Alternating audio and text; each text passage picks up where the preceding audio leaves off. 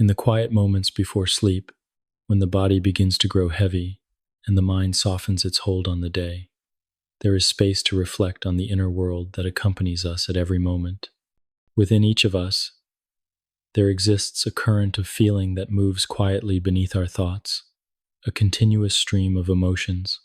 Sometimes these currents flow gently, offering peace and comfort, while at other times they surge, carrying us through waves of joy, stress, or longing. Emotions are not simply fleeting experiences of the mind.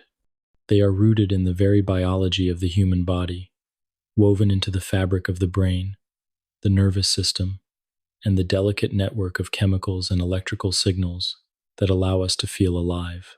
Emotions are often spoken of as though they were intangible, mysterious, or beyond definition. Yet in truth, they can be observed in the activity of the brain, traced in the release of neurotransmitters, and measured in the rhythm of the heart or the tightening of a muscle.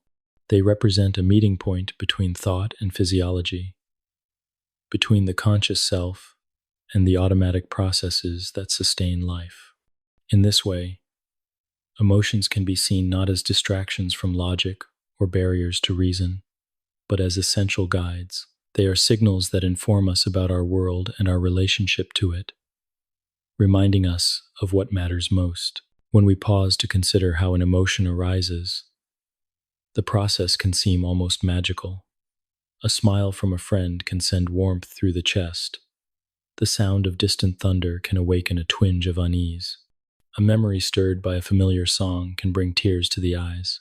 These changes feel immediate and personal, yet they are the result of precise biological mechanisms working in harmony. Within seconds, sensory information is passed to the brain, evaluated for meaning, and linked to past experiences.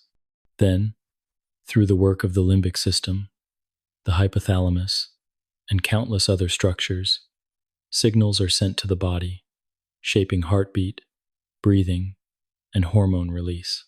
What we call an emotion is the totality of this process: perception, interpretation, bodily change, and conscious awareness, all unfolding as one. The limbic system sits at the heart of this story, nestled deep within the brain.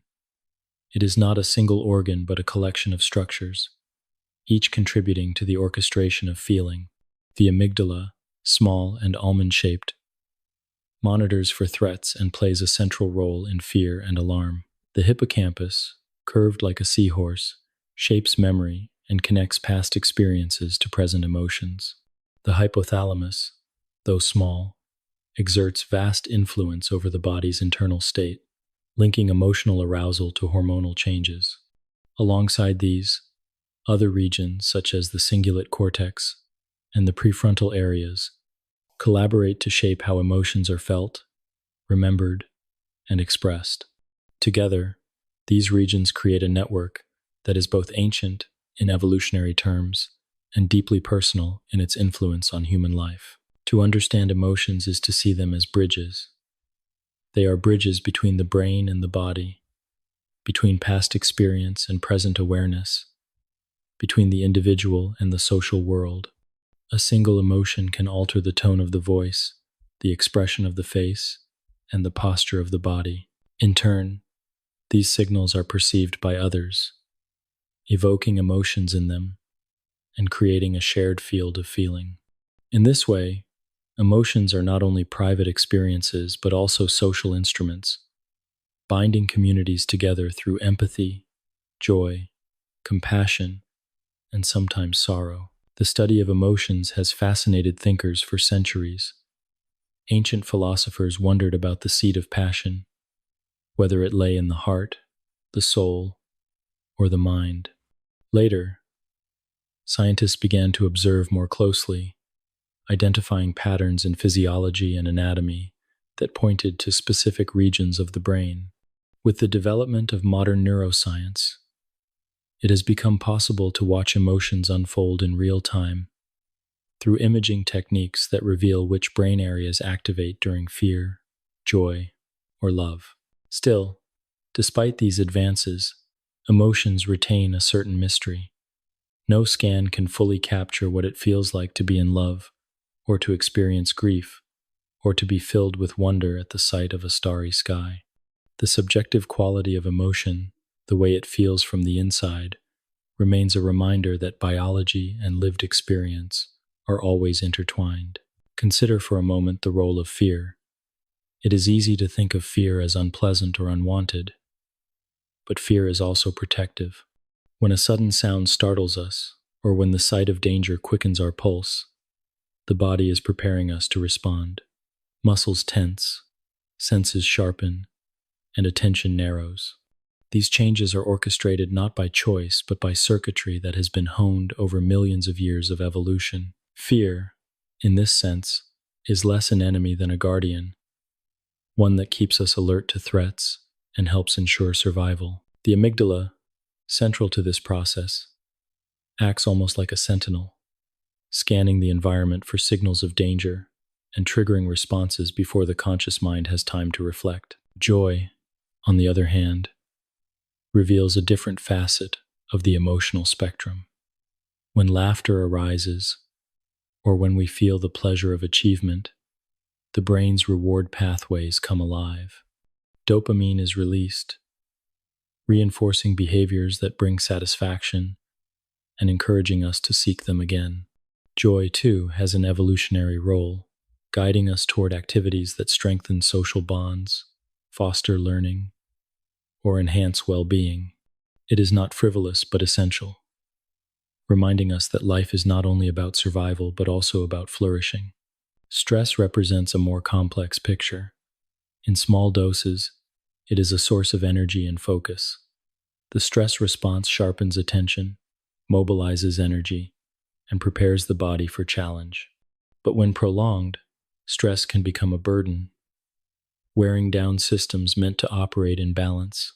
The hypothalamus-pituitary-adrenal axis governs this process, releasing cortisol that, over time, can influence mood, sleep, and physical health. Understanding stress as both useful and potentially harmful helps us see how the limbic system seeks not only to protect but also to maintain equilibrium. Love and attachment add still another layer. From the earliest days of life, the presence of caregivers shapes the infant brain, establishing pathways of safety and connection. Oxytocin, sometimes called the bonding hormone, is released during touch, nursing, and social closeness, fostering feelings of trust and warmth. These same pathways remain active throughout life, guiding friendships, partnerships, and the deep bonds of family. In this way, love is not only a feeling but also a biological force, one that supports survival through cooperation, caregiving, and community. When we step back to consider the full scope of emotions, what emerges is a kind of symphony. Each brain region, each neurotransmitter, each bodily response is like an instrument, contributing its part to a greater harmony. Sometimes the music is calm and serene, sometimes turbulent and intense, but always it reflects the coordination of countless biological processes. To listen to this symphony is to listen to what it means to be human. And so, as this lecture begins, we will move gently through the landscape of the limbic system, exploring its structures, its chemicals, and its patterns of activity. We will see how fear arises, how joy sustains, how stress challenges, and how love binds us together. The goal is not to reduce emotion to mere mechanism, but to appreciate the beauty of its design. Just as the body's organs cooperate to maintain life, the brain's circuits collaborate to create feeling, meaning, and connection. As you rest and drift toward sleep, imagine the brain as a quiet garden, where pathways of neurons intertwine like roots and branches, where signals flow like streams of light, and where emotions bloom like flowers opening to the Sunday. In this garden, the limbic system is the soil and the air, the hidden framework that nourishes and shapes each moment of experience. To understand it is to understand a deeper truth, that emotions are not distractions from life's journey, but the very colors that give it depth and richness. 2. Defining emotion more than a feeling. When we speak of emotions in daily life, we often use simple words to describe them. We say that we feel happy, or that we are sad, or that anger rises within us. We talk of being worried, of feeling love, or of being surprised. These words carry with them the weight of human experience, yet they only hint at the complexity behind them. Beneath each emotion lies a web of biological processes, subtle shifts in the body, and rapid changes in the brain. To define emotion is to try to capture something both immediate and elusive, something that feels entirely personal yet is shared across all of humanity. Scientists have long sought to understand what emotions are. Some define them as states of mind, others as physiological responses, and still others as combinations of thoughts, bodily sensations, and behaviors. Perhaps the gentlest way to describe emotion is as a bridge between the inner self and the outer world, between what we perceive and how we respond. Emotions color our experience, shaping not only how we feel in the moment, but also how we remember the past and imagine the future. They are not fleeting decorations on thought, but central to thought itself, guiding decisions, shaping relationships, and influencing health. When you pause to notice an emotion rising within, it may seem as though it appears suddenly, like a cloud drifting across the sky. Yet in reality, an emotion is the product of countless tiny events happening almost instantly. It begins with perception, the sound of a voice, the expression on a face, or even the thought of something remembered. That perception travels through the senses into the brain, where it is evaluated for significance. Is it safe? Is it rewarding? Is it threatening? This evaluation is rapid, often happening before conscious awareness. Then the body responds. The heart quickens or slows, muscles relax or tense, hormones are released into the bloodstream. Finally, the mind becomes aware, and the feeling takes shape, labeled with a word like fear, joy. What seems like a simple moment of emotion is in fact a symphony of perception, biology, and awareness, unfolding in harmony. Emotions are not only internal states, but also outward signals. They shape facial expressions, gestures, and tone of voice. When someone smiles, the muscles of the face signal joy not only to themselves, but also to others. When fear widens the eyes, it communicates danger to those nearby. In this way, emotions are deeply social. They allow us to share our inner states, to understand one another without words, and to coordinate our behavior as groups. Long before language, emotions served as the vocabulary of human connection. To define emotion fully, it helps to consider its components. There is the physiological component, the changes in the body, such as heart rate, breathing, or hormone levels. There is the cognitive component, the interpretation of what the changes mean and how they relate to our situation.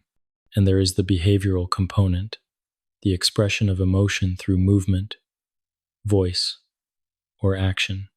These three aspects work together so seamlessly that we usually experience them as one. When laughter bubbles up, it is at once a bodily release, a mental recognition of humor, and a social signal to those around us. When grief takes hold, it is both an inner heaviness, a recognition of loss, and often a visible display of sorrow. Some researchers distinguish between emotions and feelings. An emotion, they suggest, is the body's automatic response to a stimulus, while a feeling is the conscious awareness of that emotion. For example, the amygdala may trigger a fear response to a sudden noise, raising heart rate and sharpening attention. A moment later, the conscious mind recognizes this state and interprets it as fear. In this way, emotion may be seen as the raw response, while feeling is the experience of that response. Whether or not one accepts this distinction, It highlights the layered nature of emotional life. Across cultures, people recognize many emotions, but certain ones seem universal. Joy, sadness, anger, fear, surprise, and disgust have been identified as basic emotions, present in every human society, and even observable in infants who have not yet learned from culture. These emotions likely represent ancient survival tools. Fear alerts us to danger. Anger motivates defense. Joy encourages bonding. Sadness signals a need for support. Surprise heightens attention, and disgust protects from harm. Around these core emotions, countless variations and blends emerge, shaped by culture, memory, and individual personality. Consider for a moment how emotions influence memory. Events that carry strong emotions are remembered more vividly than neutral ones.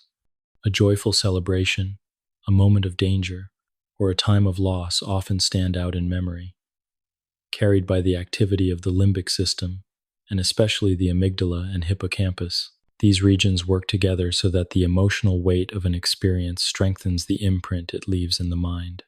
This is why the scent of a flower, the sound of a song, or the sight of a familiar place can bring back emotions from long ago, as though the past were alive once more in the present. Emotions also play a quiet role in decision-making.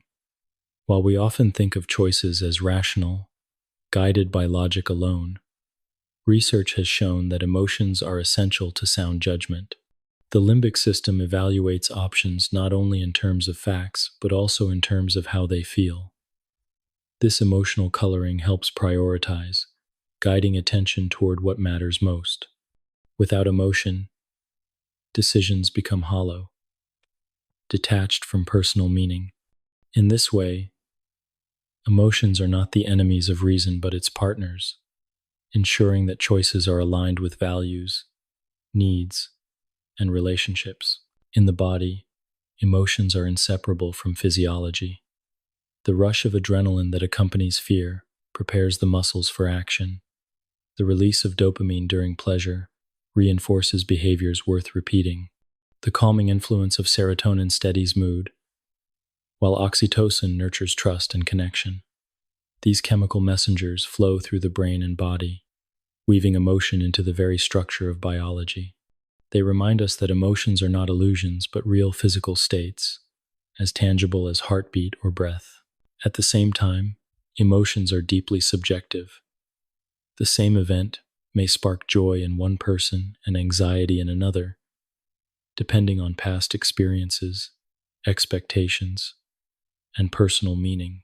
This subjectivity is not a flaw but a feature, reflecting the individuality of each human life. Emotions are shaped by culture, by upbringing, by memory, and by temperament. Yet beneath this variation lies a shared biological foundation, a reminder that despite differences, all humans participate in the same essential dance of emotion. Defining emotion, then, is less about narrowing it to a single explanation and more about appreciating its richness. It is at once biological and personal, universal and unique, fleeting and enduring. It arises from circuits deep within the brain, yet blossoms into experiences that define the human spirit. To understand emotion is not to strip it of mystery, but to see it more clearly as part of the natural design of life. As you rest with these thoughts, imagine emotions as colors washing gently across the canvas of the mind. Sometimes they are bright and warm, filling the world with joy and connection. Sometimes they are cool or dark, signaling the need for rest, reflection, or healing. Always they move and shift, never fixed, always part of the living flow of experience. And beneath each color, the quiet work of the brain continues, regulating, balancing, and creating the harmony that makes life feel whole. 3. The limbic system, an emotional network, deep within the brain, beneath the folds of the outer cortex that govern reason, language, and conscious thought, lies a quieter and older realm, This inner landscape, known as the limbic system, serves as a kind of emotional network. It is not a single organ, but a constellation of structures, each one small in size, yet vast in importance, bound together through an intricate web of connections. To wander gently through the limbic system is to enter the biological foundation of memory, desire, fear, and attachment. It is here that the seeds of our emotions take root, and from here they spread outward, shaping every aspect of human life. The limbic system is often described as the emotional brain. This description is simple but revealing. While the outer cortex allows us to calculate, reason, and reflect, the limbic system deals in feelings and instincts. It is ancient in evolutionary terms, present in mammals for tens of millions of years, and essential for survival. Its role is to evaluate the world not in abstract terms but in the language of significance. What is safe? What is dangerous? What is rewarding? What is worth remembering? These questions are answered not with words but with impulses, feelings, and states of arousal that guide behavior swiftly and effectively. At the center of this system lies the amygdala, an almond-shaped cluster of nuclei that acts like a vigilant guardian. It scans incoming information for signs of threat, and when danger is detected, it activates the body's alarm systems. Nearby rests the hippocampus, a curved structure that resembles a seahorse, serving as the keeper of memory. It takes the events of daily life and weaves them into long-term storage, allowing experiences to be recalled later. The hypothalamus sits just below, a small but powerful regulator that links emotional states to the body's internal balance through hormones and autonomic responses. Together, these and other structures form a circuit of communication that is at once swift and subtle, continuously active beneath conscious awareness. Though often considered separately, the limbic system does not exist in isolation.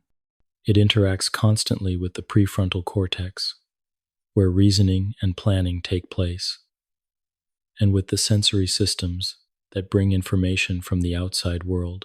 When you see a friendly face, signals travel first through sensory pathways, then into the limbic system, where the amygdala and hippocampus evaluate their meaning. From there, responses flow outward, coloring the perception with warmth or caution, guiding the body into relaxation or alertness.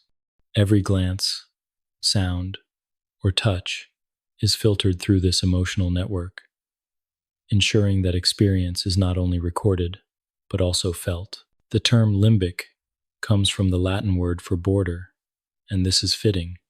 The limbic system forms a border region between the deeper brain structures that regulate survival functions like breathing and heartbeat, and the higher cortical regions that handle reasoning and abstract thought. In this middle ground, emotions emerge as bridges between body and mind, instinct and reflection. When the limbic system works in harmony with the cortex, emotions and thoughts support one another, producing balanced behavior. When imbalance occurs, however, emotions can overwhelm reason, or reason can suppress natural feeling, leading to distress or disorder. Among the many functions of the limbic system, memory is perhaps the most essential for shaping emotion. The hippocampus does more than store facts. It tags experiences with emotional significance. A joyful moment becomes etched into memory with the help of dopamine, while a frightening event is seared into recollection through the action of stress hormones and the amygdala. This intertwining of memory and emotion ensures that life lessons are not easily forgotten. A child who touches a hot stove will remember the pain and avoid it in the future. A person who experiences kindness may remember the warmth of that moment for years, shaping future choices toward trust and cooperation. The amygdala, on the other hand, specializes in rapid assessment. It is quick to activate, sometimes responding before the cortex has had time to analyze. This explains why a sudden noise can make the body jump even before the source is understood. The amygdala prepares the organism to act swiftly, favoring survival over deliberation. Yet it is not only fear that passes through this pathway. The amygdala also contributes to the recognition of joy, the perception of social signals, and the appreciation of emotionally meaningful experiences. It is a sentinel, but also a participant in the full spectrum of feeling. The hypothalamus translates emotional arousal into bodily change. When stress arises, it signals the release of hormones such as cortisol and adrenaline, quickening the heartbeat and sharpening attention. When warmth and safety are perceived, it guides the body toward calm, lowering blood pressure and supporting digestion.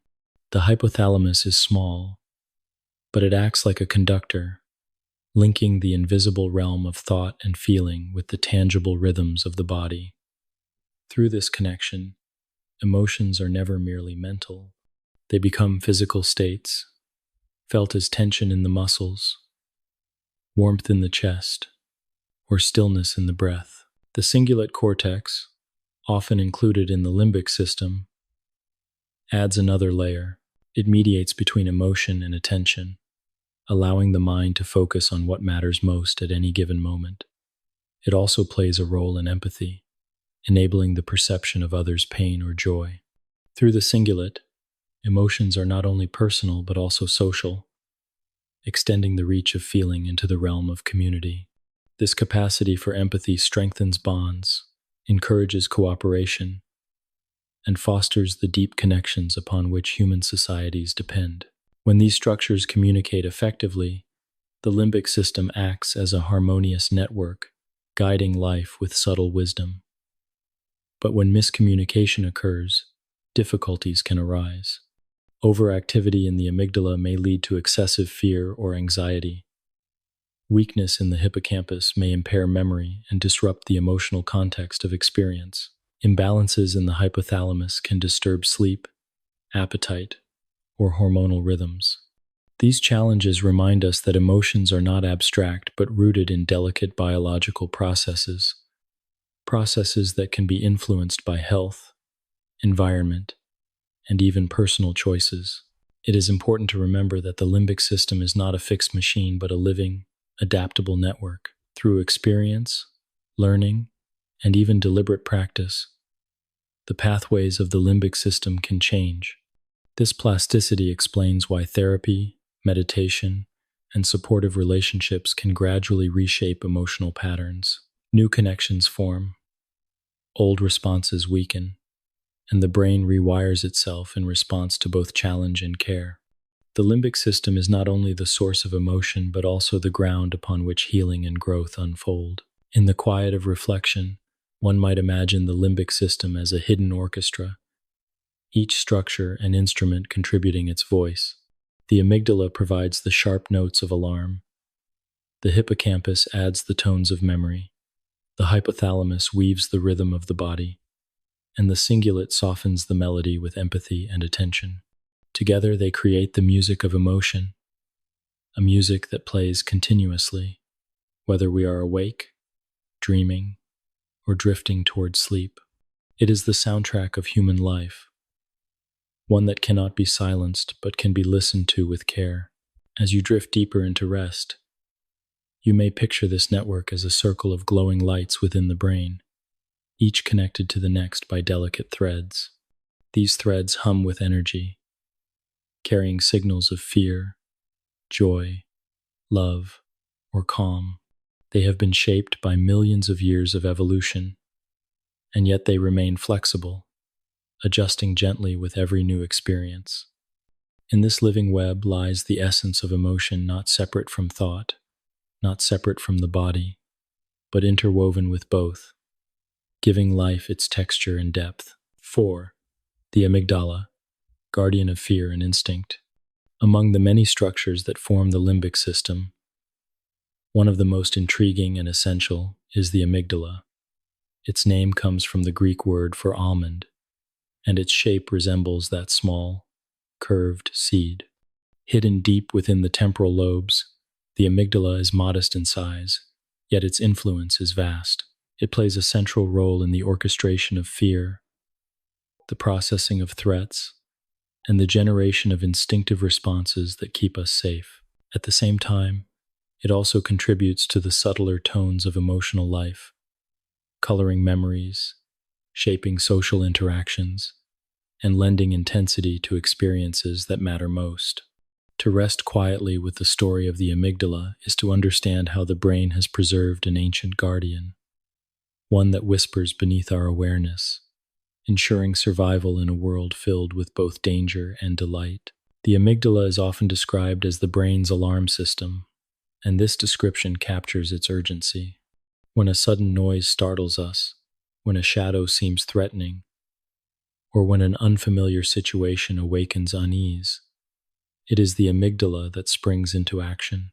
Information arriving from the senses travels swiftly to this structure, sometimes even before the cortex has time to analyze what is happening. The amygdala evaluates the signal, asking silently whether it might pose harm. If danger is detected, it sets off a cascade of responses, alerting the hypothalamus to release stress hormones, quickening the heartbeat, tensing the muscles, and preparing the body for action. This response happens so quickly that we often find ourselves moving before we realize why. A foot withdraws from a sharp object, a hand flinches from sudden heat, or the whole body stiffens at an unexpected sound. These reactions are not the product of deliberate thought, but of the amygdala's protective instinct. Yet the amygdala is not concerned only with fear.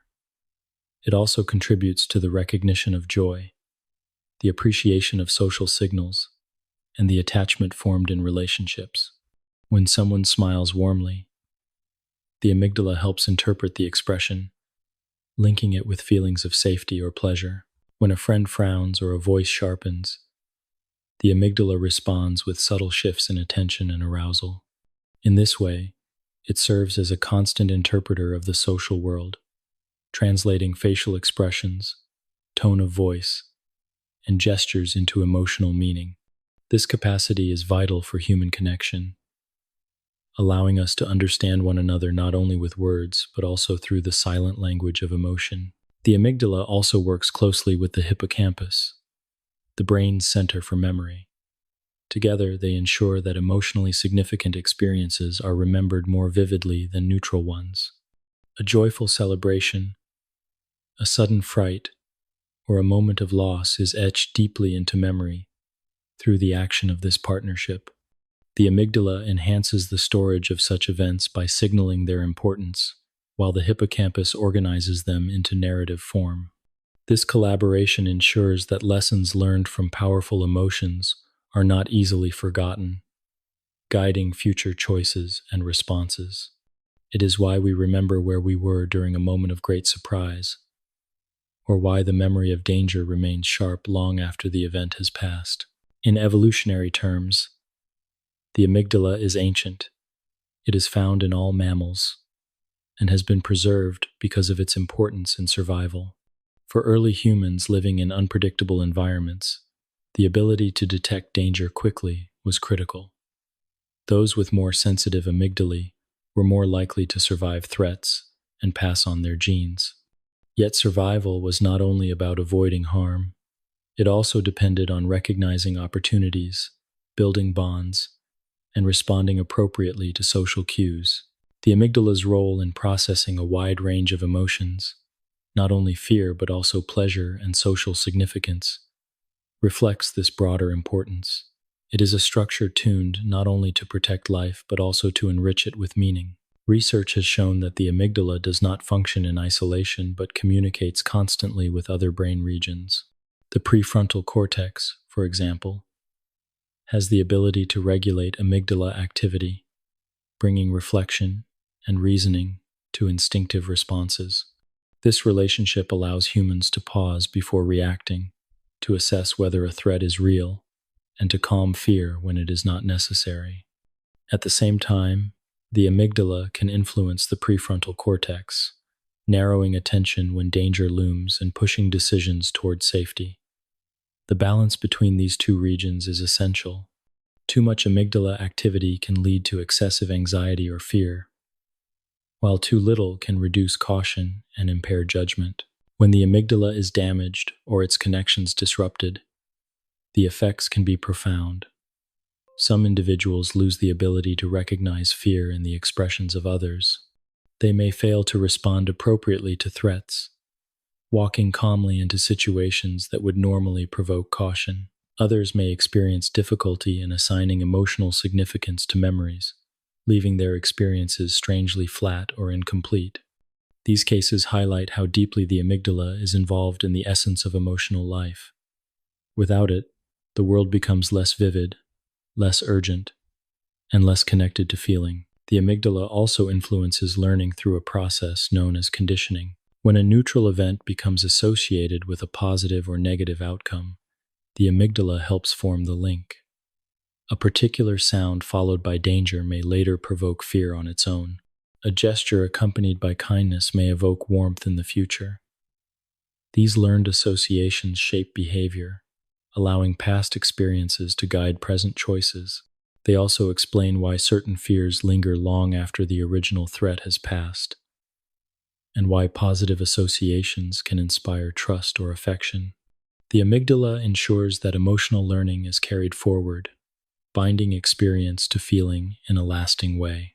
In daily life, the work of the amygdala is often invisible.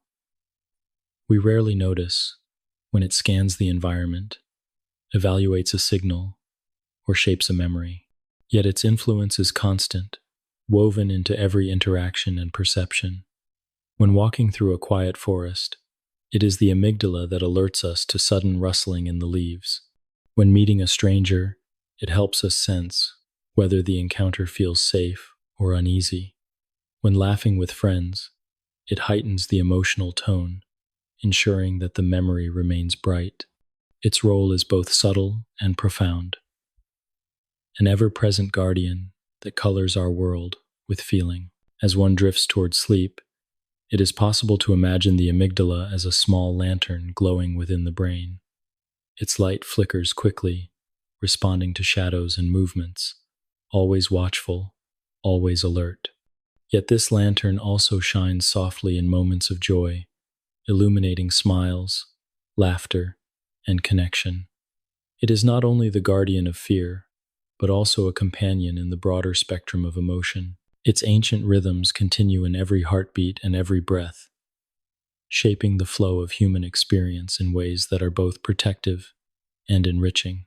The amygdala reminds us that emotions are not distractions but guides, evolved to keep us safe and connected. Fear alerts us to danger, joy reinforces what is good, and memory ensures that lessons are not forgotten. In this balance lies the wisdom of the limbic system, and at its center, the amygdala's steady presence. To reflect on this guardian is to recognize the quiet power within, a power that moves us to act, to remember, to connect, and to survive. 5. The hippocampus. Memory shapes emotion. In the gentle curves of the brain lies a structure that resembles the shape of a seahorse, and it is from this resemblance that it takes its name. The hippocampus, though small in size compared to the broad expanse of the cerebral cortex, the hippocampus carries within it the delicate responsibility of memory. It is here that the fragments of daily life are woven into coherent stories, and it is here that moments, both joyful and painful, are bound to emotion. Without the hippocampus, life would be lived in a fog of the present, unanchored by the past, and unable to imagine the future. To rest in reflection on this structure is to appreciate how memory and feeling are deeply entwined, and how together they shape the experience of being human. The hippocampus is often described as the brain's archivist, carefully cataloging experiences and storing them for later retrieval. Yet it does far more than record information. It gives context, connecting facts with feelings, and time with meaning. When you recall a childhood birthday, it is not only the image of a cake or the sound of laughter that returns, but the warmth of joy, the sense of belonging, the fragrance of candles and frosting. These layers of memory are bound together through the work of the hippocampus, which links the sensory and emotional threads into a coherent whole. In this way, Memory is never purely factual, but always colored by the emotions that accompanied it. One of the most important roles of the hippocampus is the consolidation of short-term memories into long-term storage. The events of the day pass first through temporary circuits, fragile and easily lost. But during rest, and especially during sleep, the hippocampus replays and strengthens these patterns, transferring them into more permanent form within the cortex. This process is like a gentle scribe, rewriting fleeting notes into a lasting chronicle. It explains why sleep is so vital for learning and why dreams often carry fragments of daily experience. Through this nightly rehearsal, the hippocampus ensures that important lessons, skills, and events are preserved.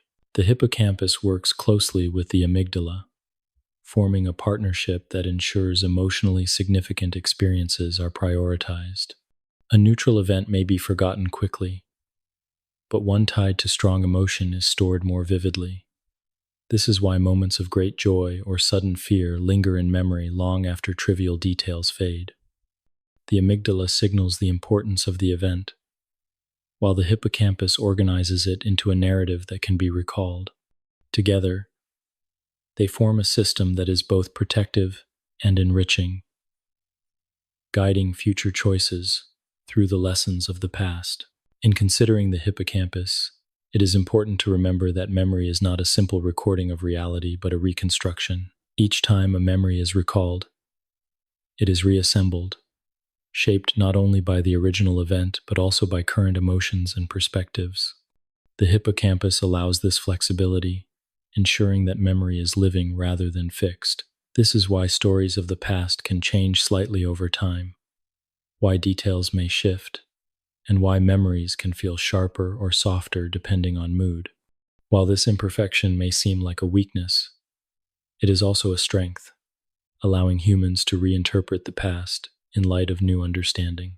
The hippocampus is also central to spatial memory, the ability to navigate environments and remember locations.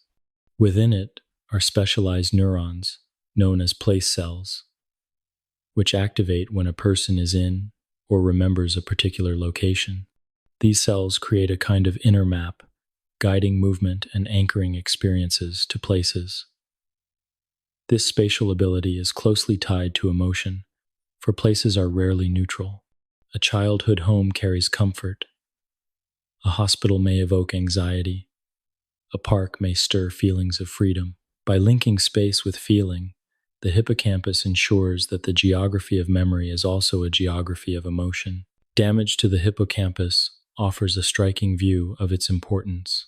Individuals who lose hippocampal function, whether through injury, disease, or lack of oxygen, often find themselves unable to form new long-term memories. They may recall events from the distant past, but each new day slips away, as though it were never lived. The present becomes a repeating moment, disconnected from continuity. These cases illustrate the hippocampus's vital role in binding time together, creating the sense of a life story that stretches across years. Without it, existence becomes fragmented, a series of unconnected experiences lacking the thread of narrative. The hippocampus is also sensitive to stress. Prolonged exposure to high levels of cortisol, the hormone released during extended stress, can damage hippocampal neurons and impair memory. This may explain why memory often falters during periods of chronic anxiety or strain. Yet the hippocampus also has the capacity for renewal. Unlike many brain regions, it can generate new neurons throughout life, a process known as neurogenesis. Exercise, restful sleep, and enriched environments have been shown to encourage this growth, offering hope that the hippocampus can be nurtured and supported even in later years.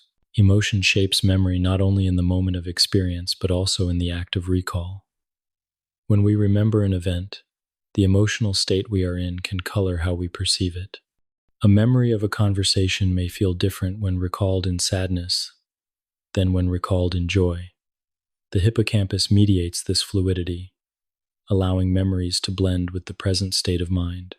This interplay between past and present ensures that memory is not static but dynamic, contributing to the evolving sense of self. The hippocampus also supports imagination and the ability to envision the future. By drawing on past experiences, it allows the mind to construct possible scenarios, rehearsing actions, and anticipating outcomes. This capacity is deeply tied to emotion, for imagined futures are infused with feelings of hope, fear, desire, or caution. The hippocampus, therefore, is not only a keeper of the past, but also a guide into what lies ahead. Through its work, the human mind can look forward as well as backward, navigating life with both memory and foresight. As one reflects on the hippocampus, it is possible to imagine it as a gentle weaver at the center of the mind's loom. Threads of sensory detail, strands of emotion, and fibers of time are drawn together into patterns that form the fabric of memory. Some patterns are bright with joy, others darker with sorrow, but all are stitched into the cloth of experience. Each night, as the body rests, the weaver continues its work, reinforcing the fabric so that it endures. Without this steady weaving, the tapestry of life would unravel, leaving only loose threads adrift in the present. The hippocampus reminds us that memory and emotion are not separate but inseparable. To remember is always to feel, and to feel is always to create memory. This bond ensures that life is more than a sequence of events. It becomes a story, filled with meaning, continuity, and depth. As you close your eyes and drift toward rest, you may think of the hippocampus working quietly, shaping the day's moments into memory, binding them with emotion, and carrying them into the future. It is a guardian not of fear, like the amygdala, but of narrative, ensuring that the self is carried forward through time, anchored by the past and guided by the promise of tomorrow. 6. The hypothalamus, bridge between brain and body, nestled just below the thalamus, and no larger than the size of an almond, lies a structure whose influence stretches across the entire body. This is the hypothalamus, a small but powerful hub that connects the brain to the body's internal systems. If the amygdala can be thought of as the sentinel that senses danger, and the hippocampus as the archivist that binds memory to meaning, then the hypothalamus is the regulator, the keeper of balance, ensuring that the body's inner world remains in harmony with the emotional states of the mind. Despite its size, it governs hunger, thirst, temperature, sleep, sexual drive, and the release of hormones. In this way, the hypothalamus is both a guardian of life's most basic rhythms and a translator of emotional states into physical responses. To reflect upon this structure is to appreciate how closely the inner experience of emotion is tied to the body's physiology. The hypothalamus is often described as the command center for homeostasis, the process by which the body maintains stability in the face of change. Every moment, it monitors signals from the nervous system, blood chemistry, and internal organs. If the body becomes too warm, it triggers mechanisms to cool it down. If blood sugar falls, it stimulates hunger. If the body lacks water, it awakens thirst. These adjustments happen continuously, without conscious thought, preserving the delicate conditions that allow life to flourish. Yet beyond these automatic functions, the hypothalamus is also deeply involved in the orchestration of emotion. When joy warms the chest, when stress quickens the heart, or when love inspires closeness, it is the hypothalamus that channels these emotional states into the rhythms of the body. One of the hypothalamus's most important roles is its connection to the endocrine system. Through its communication with the pituitary gland, it directs the release of hormones that circulate through the bloodstream, carrying signals that influence every organ. The hypothalamus can trigger the release of cortisol during stress, prepare the body for action through adrenaline, or calm the system through hormones that encourage rest. It also influences oxytocin, the so-called bonding hormone, which deepens attachment and trust. In this way, emotions are not confined to the brain but are broadcast throughout the body, carried by the chemical messengers that the hypothalamus helps regulate. The role of the hypothalamus in stress offers a particularly vivid example of its power. When the amygdala detects a threat, it alerts the hypothalamus, activates the hypothalamic pituitary adrenal axis. In response, cortisol and other stress hormones are released, mobilizing energy, sharpening attention, and preparing muscles for movement. This is the body's fight or flight response, a system that has ensured survival for countless generations. Yet when stress becomes chronic, the constant activation of this axis can wear down the body, impairing memory, weakening the immune system, and disturbing mood. The hypothalamus thus illustrates the double-edged nature of emotion. It is both protective and potentially burdensome, depending on how long and how intensely it is activated. But stress is not the only emotional state shaped by the hypothalamus. Feelings of pleasure and desire are also bound to its activity.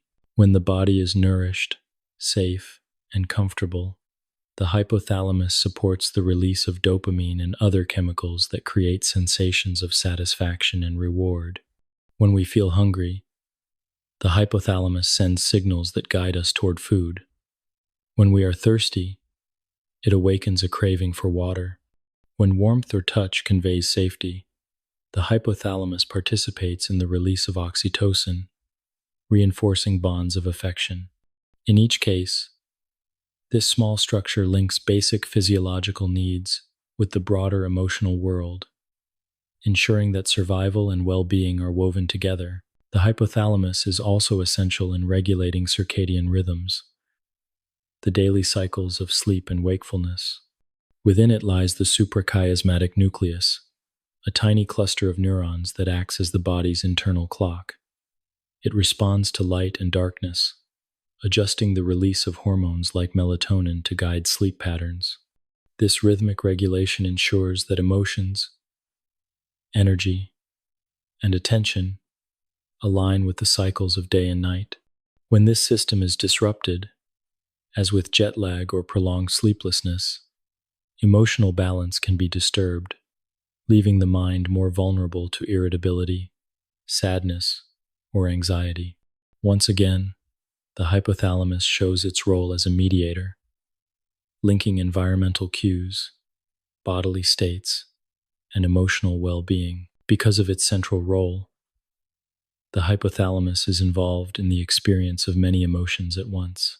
It contributes to the racing heart of fear, the warmth of joy, the longing of desire, and the stillness of calm.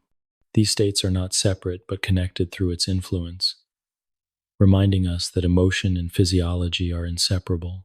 A calm mind can slow the heart, just as a slowed heart can encourage calm. A fearful thought can quicken breathing, just as deep breathing can soften fear. The hypothalamus sits at the center of this dialogue, translating the language of thought into the language of the body, and allowing the body in turn to influence the mind. Damage to the hypothalamus can disrupt this delicate balance. It may impair appetite, disturb sleep, alter hormonal rhythms, or unsettle emotional regulation. Yet, like other parts of the limbic system, the hypothalamus is adaptable, influenced by experience, environment, and health. Gentle practices that encourage balance, such as steady sleep, regular nourishment, and mindful breathing, can support its function. In this way, the care of the body becomes care for the emotions, and the two cannot be easily separated. In evolutionary terms, the hypothalamus represents a bridge between the ancient systems that maintain basic survival and the more recent systems that create complex emotions. It shows that emotion is not a luxury or an afterthought, but a continuation of the body's most fundamental needs. Hunger is linked to survival, but it also connects to pleasure in food and the joy of sharing meals. Thirst is biological, but water can also symbolize refreshment, cleansing, and comfort, Attachment ensures care for offspring, but it also creates the bonds of love and community. By linking survival to emotion, the hypothalamus ensures that life is not only sustained, but also enriched. To imagine the hypothalamus, one might picture it as a gentle switchboard operator at the center of the brain, listening quietly to signals from all directions and sending messages outward with precision. It listens to the body's chemistry, to the nervous system's signals, to the amygdala's alarms, and to the hippocampus's memories. From this flood of information, it creates harmony, balancing energy, regulating rhythms, and translating emotion into physical form. Its presence is quiet, often unnoticed, but without it, the connection between mind and body would be broken, leaving emotions adrift without anchor. As you close your eyes and allow yourself to rest, you may think of the hypothalamus as a steady flame, glowing deep within the brain. It burns not too bright and not too dim, adjusting gently with each breath, each thought, each feeling. This flame warms the body when cold, cools it when hot, stirs hunger when fuel is needed, and soothes the heart when safety is found. It is the hidden keeper of balance, the bridge between the storms of the world outside and the quiet needs of the world within. Through its steady work, life is sustained, emotions are embodied, and the harmony between body and mind is preserved. 7. The cingulate cortex, pathway of awareness and empathy. Among the many folds and curves of the brain, there lies a band of tissue arching gracefully over the corpus callosum, the thick bundle of fibers that connects the two hemispheres. This band is the cingulate cortex, a region that quietly participates in some of the most important aspects of human experience. Unlike the amygdala, which often acts suddenly and instinctively, or the hippocampus, which preserves memory and narrative, the cingulate cortex occupies a role that is both integrative and reflective. It helps bridge emotion with awareness, thought with feeling, and the inner self with the outer world. To understand it is to appreciate how emotions are not only experienced, but also attended to, shared, and understood. The cingulate cortex is not a single structure with one function, but a region with several distinct roles. Its anterior portion, located toward the front, is especially involved in emotion, attention, and empathy. It is here that signals from the limbic system converge with information from the prefrontal cortex, allowing emotions to be weighed, considered, and expressed in social contexts. This integration ensures that emotions are not simply private reactions, but part of a broader dialogue between self and others. Through the cingulate cortex, the human brain learns to navigate not only its own feelings, but also the feelings of those around it. One of the most remarkable functions of the cingulate cortex is its role in empathy. When we witness another person in pain or distress, this region becomes active, mirroring the emotional state of the other within ourselves. This mirroring does not mean we feel exactly what they feel, but it allows us to sense and understand their experience. It is the foundation of compassion, guiding us to comfort a friend who grieves, to share in the joy of someone who laughs, or to wince at the sight of another's injury. Without this capacity, social bonds would be thin and fragile. With it, they become deep, resilient, and infused with understanding. Attention is another domain in which the cingulate cortex plays a vital role. Emotions are not experienced in isolation. They compete for the mind's awareness. The cingulate cortex helps prioritize, ensuring that what is most relevant or meaningful receives focus. In moments of danger, it sharpens attention to threats. In moments of connection, it tunes awareness toward the subtle cues of others' expressions and voices. This selective focus ensures that the emotional world is not overwhelming but organized, guiding decisions and behavior with clarity. It is why we can attend to the smile of a loved one in a crowded room, or notice the tone of a friend's voice amid the noise of daily life. The cingulate cortex also contributes to conflict resolution within the mind. Often, humans hold competing impulses: the desire to act and the caution to wait, the pull of anger and the wisdom of restraint. The cingulate monitors these conflicts and helps determine which path to follow. In this way, it serves as a mediator, balancing the swift instincts of the amygdala with the reflective reasoning of the prefrontal cortex. When harmony is achieved, emotions are expressed appropriately, neither suppressed nor overwhelming. When balance is disrupted, however, conflict can lead to indecision, impulsivity, or emotional turmoil.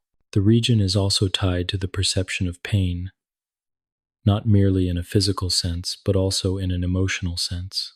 The anterior cingulate activates when we feel physical discomfort, but it also activates when we experience social pain, the pain of rejection, loneliness, or loss. This overlap suggests that the brain treats emotional and physical suffering with similar seriousness. To the mind, exclusion or isolation can wound just as deeply as physical harm. This connection explains why words can sting, why separation can ache, and why companionship can heal. The cingulate cortex ensures that social bonds are not trivial but central to survival. For in human history, connection to others has always been a key to safety and life. The cingulate's connections with other brain regions are extensive. It communicates with the amygdala, helping regulate the intensity of fear or anger. It interacts with the hippocampus, attaching emotional significance to memories. It links to the prefrontal cortex, guiding decisions that require both logic and feeling. Through these connections, the cingulate acts as a hub, weaving together different dimensions of experience into a unified whole. It is not the source of any single emotion, but the pathway that allows emotions to be noticed, considered, and integrated into behavior. Disruption of the cingulate cortex can bring challenges.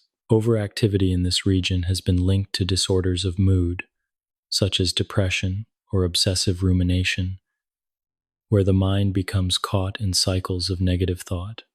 Underactivity can be associated with difficulties in empathy or reduced capacity to focus on emotional cues.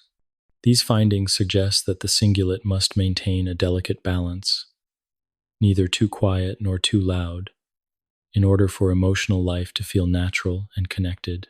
In evolutionary terms, the development of the cingulate cortex reflects the increasing importance of social bonds in human survival.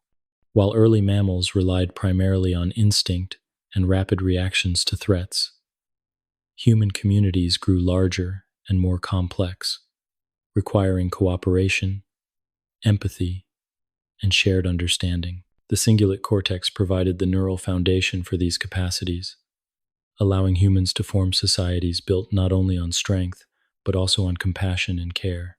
In this sense, it represents an expansion of the emotional brain, from survival alone to survival through connection. To picture the cingulate cortex, one might imagine a pathway winding gently through a quiet forest, connecting one part of the landscape to another. Along this path, signals travel back and forth, carrying information from the raw instincts of the amygdala, the memories of the hippocampus, and the reasoned judgments of the cortex. The pathway does not generate the signals itself, but allows them to meet, to be compared, and to be woven into a coherent experience. Without this pathway, the signals would remain scattered, unconnected. With it, they form a network of meaning, guiding awareness toward balance and empathy. In daily life, the cingulate's work is subtle but profound. It is active when we pause to consider another person's feelings before speaking. It is engaged when we notice the look in a friend's eyes or sense the tension in their voice. It operates when we weigh the cost of acting on impulse against the value of restraint. It is present when pain, whether physical or emotional, demands our attention and care. Through all these roles, it ensures that emotions are not only felt but also understood, shaping behavior in ways that support connection and compassion. As you rest and drift into the softness of sleep, you may imagine the cingulate cortex as a gentle bridge, spanning a quiet stream. On one side lie the raw currents of instinct, on the other the reflective spaces of reason.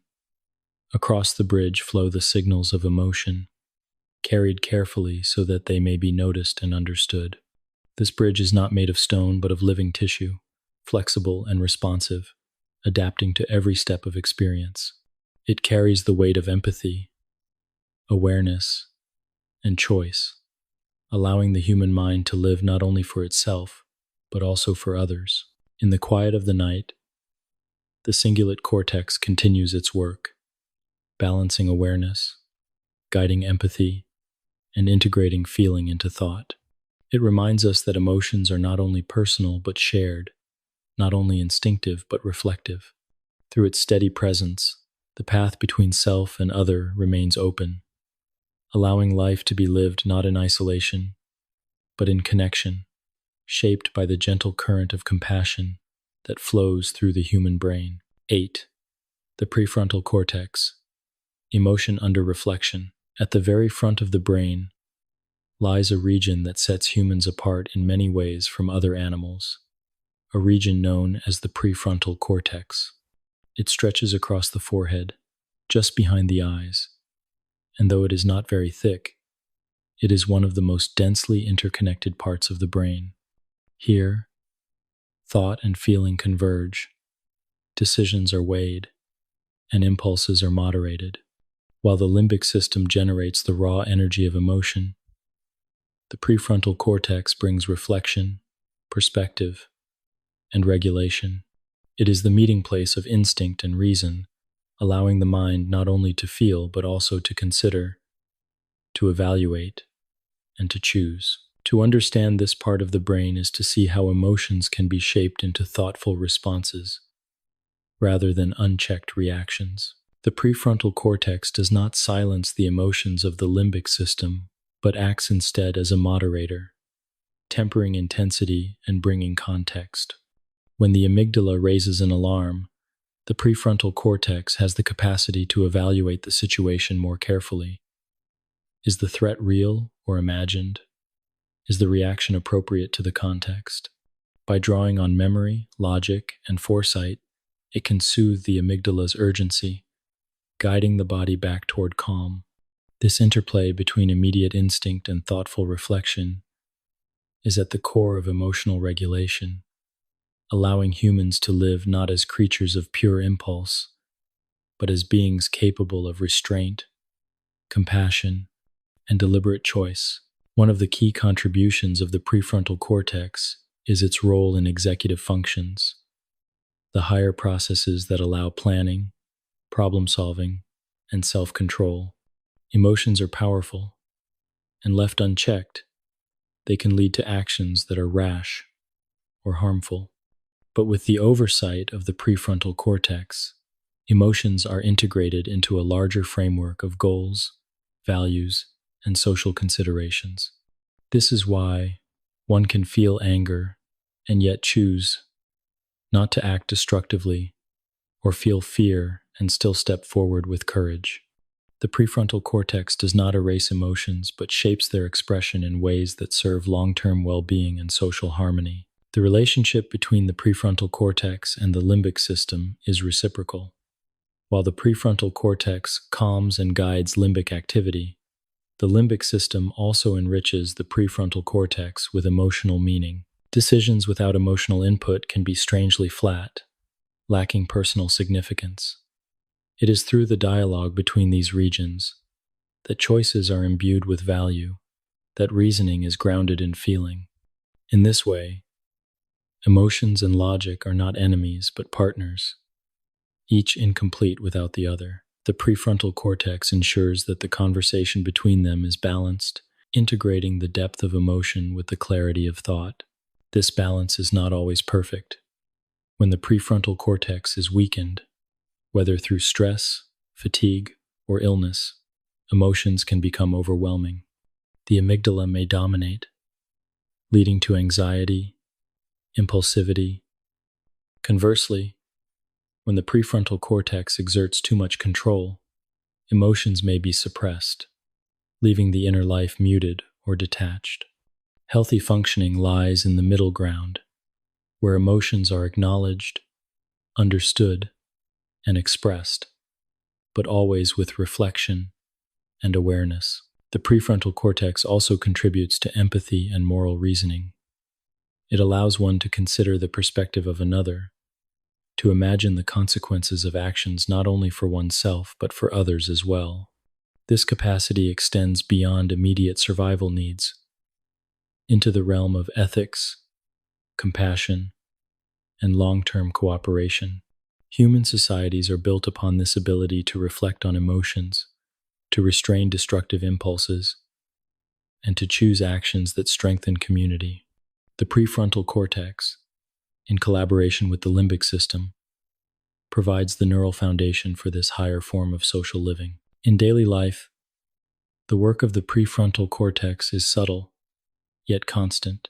When you take a deep breath to calm yourself before speaking, when you pause to think before acting, or when you choose kindness in the face of irritation, it is the prefrontal cortex guiding the moment.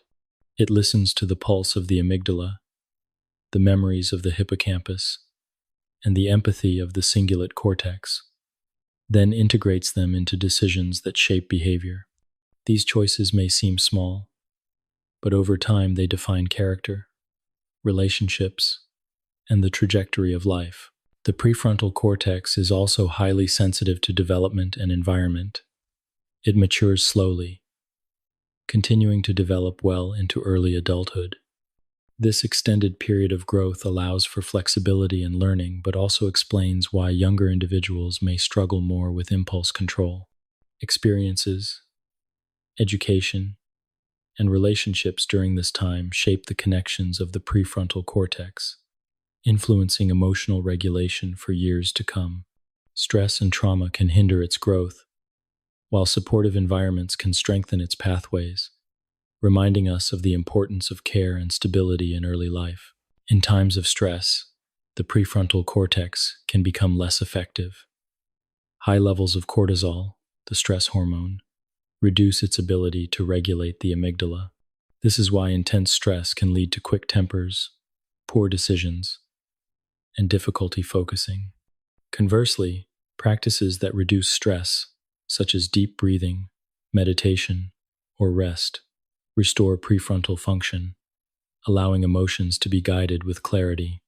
In this way, caring for the body and calming the mind are not only acts of wellness, but also direct supports for emotional balance. The prefrontal cortex is also remarkably plastic, capable of forming new connections throughout life. Just as habits of thought and behavior can strengthen pathways of anxiety or impulsivity, practices of mindfulness, reflection, and empathy can reinforce circuits of calm and control.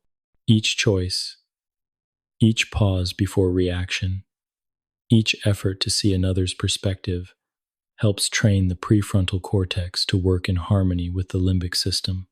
Over time, this training becomes the foundation of resilience, allowing one to face life's storms with steadiness and grace. To imagine the prefrontal cortex, one might picture a calm guide standing at a crossroads, listening to the voices of instinct, memory, and feeling. Some voices are urgent, demanding immediate action. Others are reflective, recalling lessons of the past or concerns for the future. The guide listens to them all, not silencing any but weaving them together into a direction that honors both need and wisdom. In this way, the prefrontal cortex is less a ruler than a mediator, less a controller than a harmonizer, ensuring that the many voices of the brain create a chorus rather than a clash. As you drift toward rest, you may think of this region as a quiet lantern at the front of the mind, casting gentle light upon the paths of choice. It does not remove emotion but illuminates it, showing the way forward with clarity. Through its work, fear can be tempered with courage, anger softened with understanding, and love expressed with care. It is the place where emotion becomes reflection, where instinct becomes decision, and where the raw energy of the limbic system is transformed into the thoughtful actions that define what it means to be human. 9. Neurotransmitters, the chemistry of emotion. Beneath the graceful folds of the brain and the quiet activity of the limbic system, there exists an even smaller world, one that cannot be seen with the naked eye. It is a world of molecules, tiny messengers that pass from one nerve cell to another, carrying signals across the microscopic spaces between them. These messengers are called neurotransmitters, and they are the language of the nervous system. Through their release and reception, neurons communicate, creating the rhythms that underlie thought, memory, and emotion. If the structures of the limbic system are the instruments of the orchestra, then neurotransmitters are the notes, the subtle variations of sound and tone that bring emotion into being. Without them, the brain would be silent. With them, the symphony of life unfolds in every moment. Neurotransmitters are chemical molecules released at the synapse, the small gap between neurons. When an electrical impulse travels down the length of a neuron, it reaches the synapse and prompts the release of these molecules. They drift across the gap and bind to receptors on the neighboring cell, carrying the signal forward. Some neurotransmitters excite the next neuron, encouraging it to fire its own signal. Others inhibit, quieting the activity and preventing overstimulation. The balance between excitation and inhibition allows the brain to remain flexible, capable of both quick action and restful calm. This delicate balance is the foundation upon which emotions arise. Among the many neurotransmitters discovered, a few stand out for their role in emotional life. Dopamine, serotonin, norepinephrine, oxytocin, and gamma-aminobutyric acid, often called GABA, each contribute in their own way to the coloring of mood and the shaping of feeling. They do not act in isolation but in concert, interacting with one another, influencing the activity of the limbic system, and guiding the body's responses. To consider their roles is to see how chemistry is transformed into experience, and how molecules become meaning. Dopamine is often called the molecule of reward. It is released when we experience pleasure, when we accomplish a goal, or when we anticipate something satisfying. The presence of dopamine in the brain reinforces behaviors, encouraging us to repeat those that bring joy or fulfillment. When laughter bubbles up among friends, when music stirs delight, or when learning sparks curiosity, dopamine is at work, creating a sense of motivation and reward. It is not only tied to pleasure, but also to drive, pushing us to seek, to explore, and to create. Yet dopamine must remain in balance. Too much can lead to impulsivity or risk-taking, while too little may leave motivation dulled, as in certain states of depression. In this way, dopamine illustrates the fine line between joy and imbalance, between energy and rest. Serotonin is another key messenger, often linked with mood stability and well-being. Unlike dopamine's bursts of excitement, serotonin offers a steadying influence, promoting calm, contentment, and resilience. When serotonin levels are balanced, emotions flow smoothly, neither overwhelming nor absent. It contributes to restful sleep, appetite regulation, and the gentle satisfaction of being at ease. When serotonin is low, moods may sink, leading to sadness or irritability.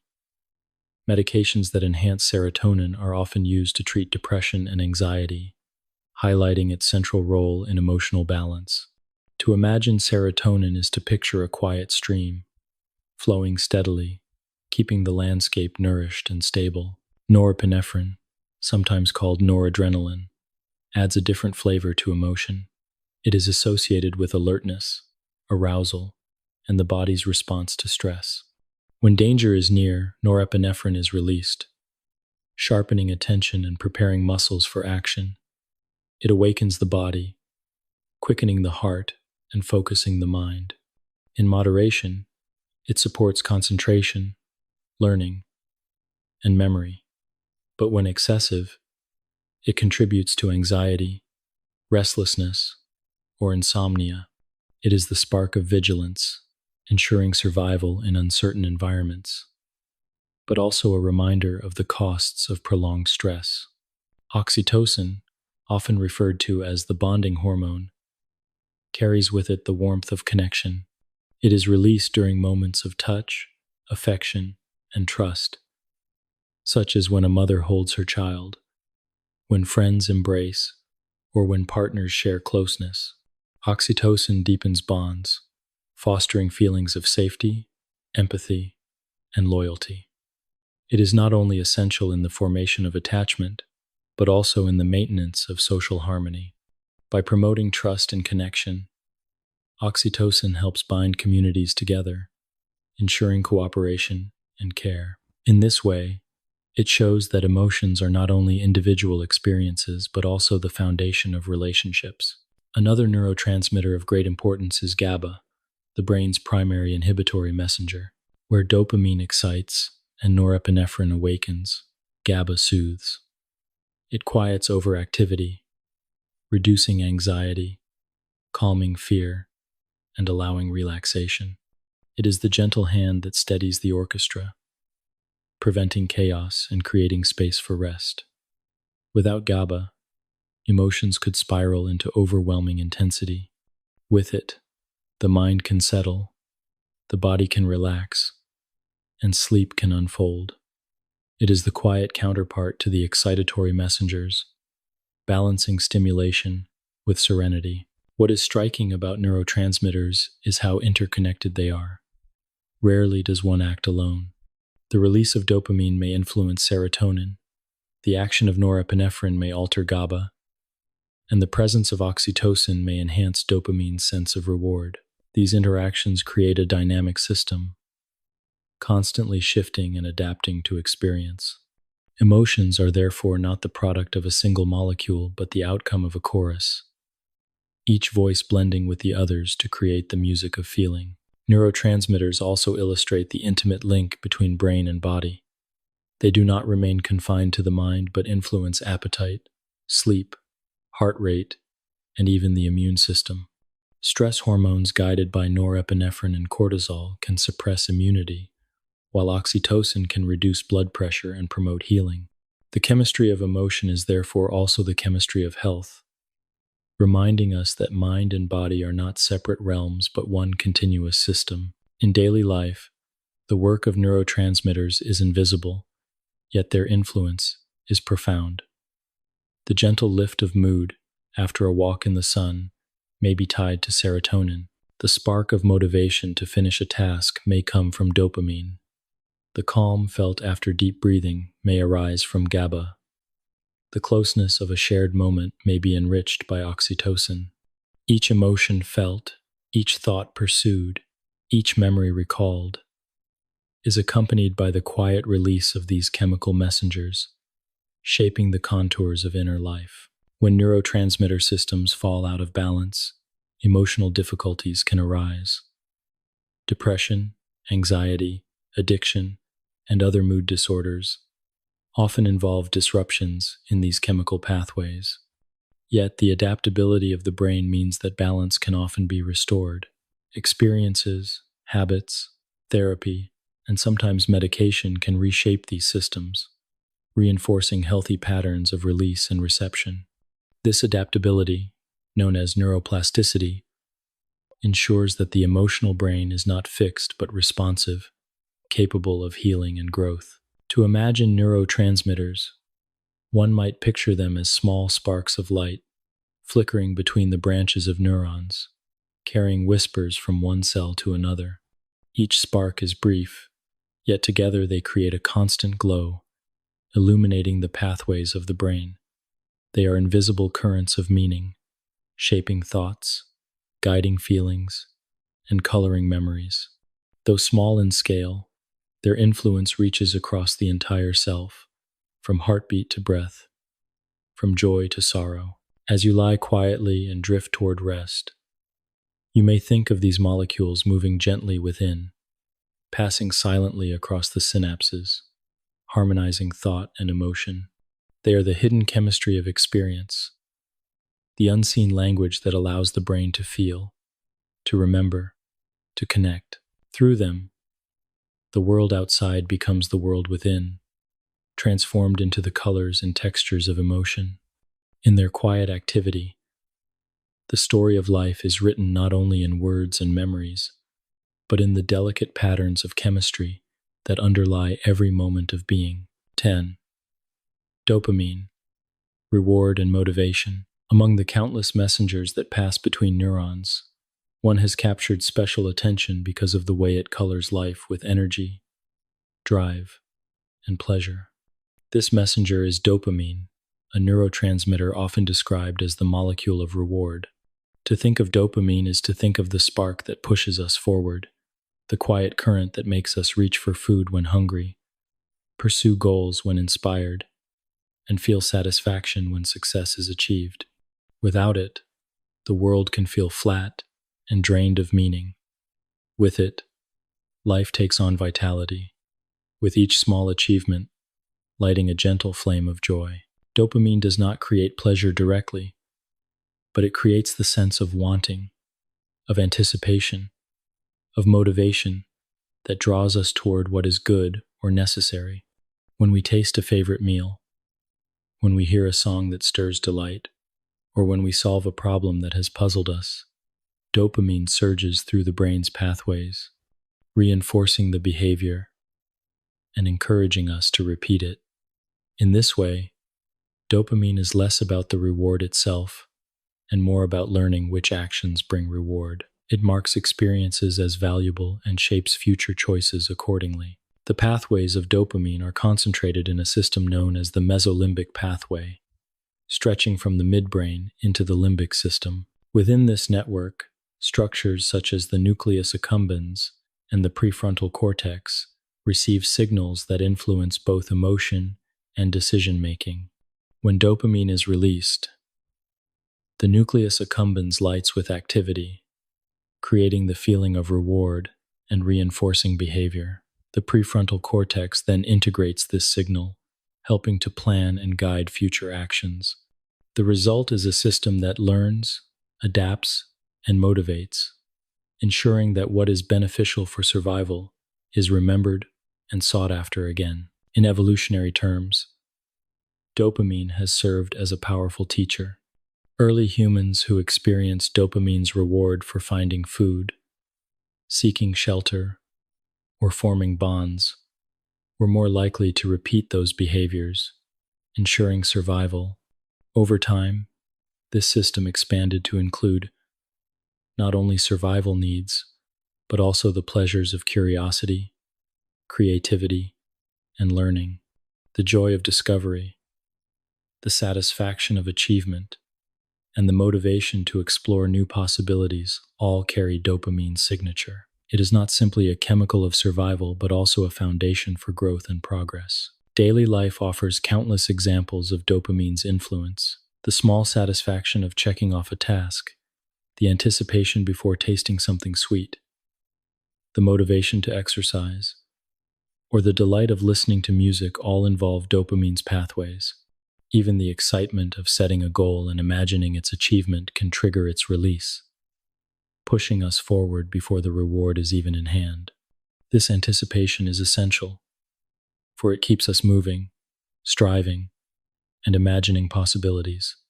Without it, the future would hold little pull, and the drive to act would fade. Yet dopamine must remain in balance. When levels are too low, as in certain neurological conditions, motivation dwindles, and pleasure feels out of reach. Depression can involve a dampening of dopamine pathways, leaving the world gray and empty. When levels are too high or too easily triggered, as in addiction, the system becomes overstimulated. Substances or behaviors that flood the brain with dopamine can hijack the natural pathways, creating cycles of craving and compulsion.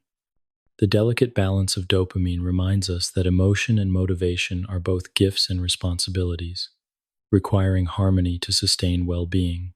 Dopamine also interacts with other neurotransmitters to shape emotion. Its bursts of reward are steadied by serotonin's calm influence, balanced by GABA's quieting effect, and deepened by oxytocin's sense of connection. Together, these messengers create a rich emotional palette, ensuring that joy is not merely excitement, but also balance, contentment, and warmth. In this sense, dopamine is one voice in a larger chorus, powerful on its own but most beautiful when blended with others. An important aspect of dopamine is its role in learning through reinforcement. Each time an action brings a rewarding outcome, dopamine strengthens the neural pathways associated with that action. This reinforcement explains why habits form, both good and bad. Positive actions such as exercise, learning, or creative expression are reinforced by dopamine, making them more likely to be repeated. But harmful behaviors, if they produce strong dopamine surges, can also become ingrained. The brain does not distinguish between beneficial and destructive rewards. It simply remembers what feels good and seeks it again. This capacity is a gift for growth, but also a vulnerability, showing how deeply motivation and emotion are tied to chemistry. In the context of social life, dopamine contributes to the pleasures of connection.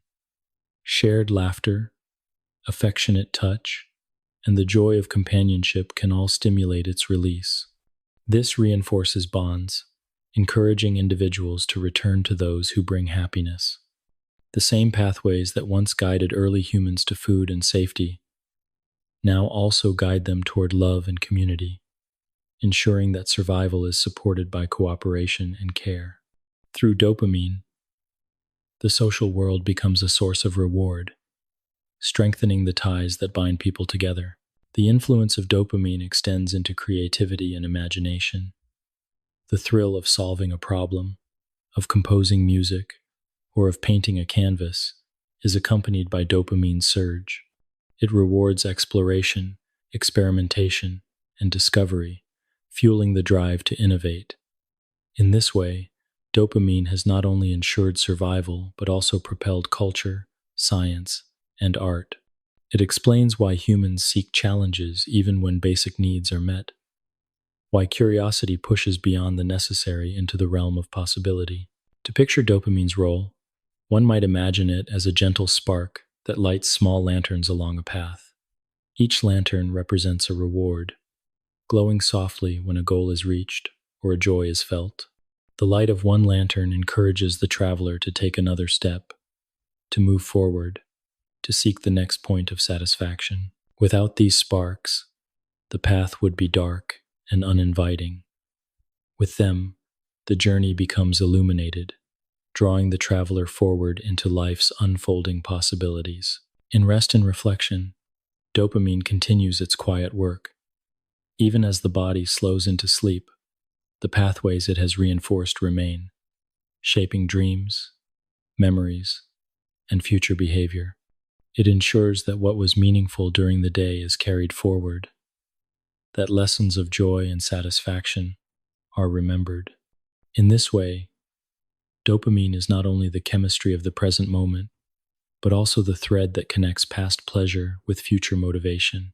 As you drift into stillness, you may imagine dopamine as a river of light running through the brain, flowing gently from one region to another, marking experiences with brightness. It carries with it the energy of life, the push to move, the pull to seek, the warmth of reward. In its current lies the essence of motivation, the quiet assurance that each small joy matters, that each step forward carries meaning. It is not only the chemistry of reward, but the foundation of the human drive to live, to learn, and to love. 11. Serotonin, balance and well-being. Within the flowing chemistry of the brain, there is a messenger that does not call for bursts of excitement or sudden alarm, but instead brings with it the quality of steadiness. This messenger is serotonin, a neurotransmitter often linked with mood, balance, and well-being. Where dopamine sparks motivation and norepinephrine sharpens alertness, serotonin provides calm continuity, smoothing the edges of emotional life so that thoughts and feelings can unfold without turbulence. To rest upon its role is to see how essential stability is for human existence, and how serenity within the brain is just as important as excitement or arousal. Serotonin is widely distributed in the nervous system, influencing not only the brain but also the body.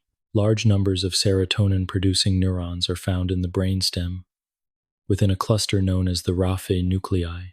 From there, fibers reach outward, carrying serotonin to many regions, including the cortex, the limbic system, and the spinal cord. Serotonin is not confined to the brain alone. In fact, most of the body's serotonin is produced in the gut, where it plays a role in digestion and communicates through the vagus nerve with the brain. This dual presence illustrates the deep connection between body and mind, showing how balance in one supports balance in the other.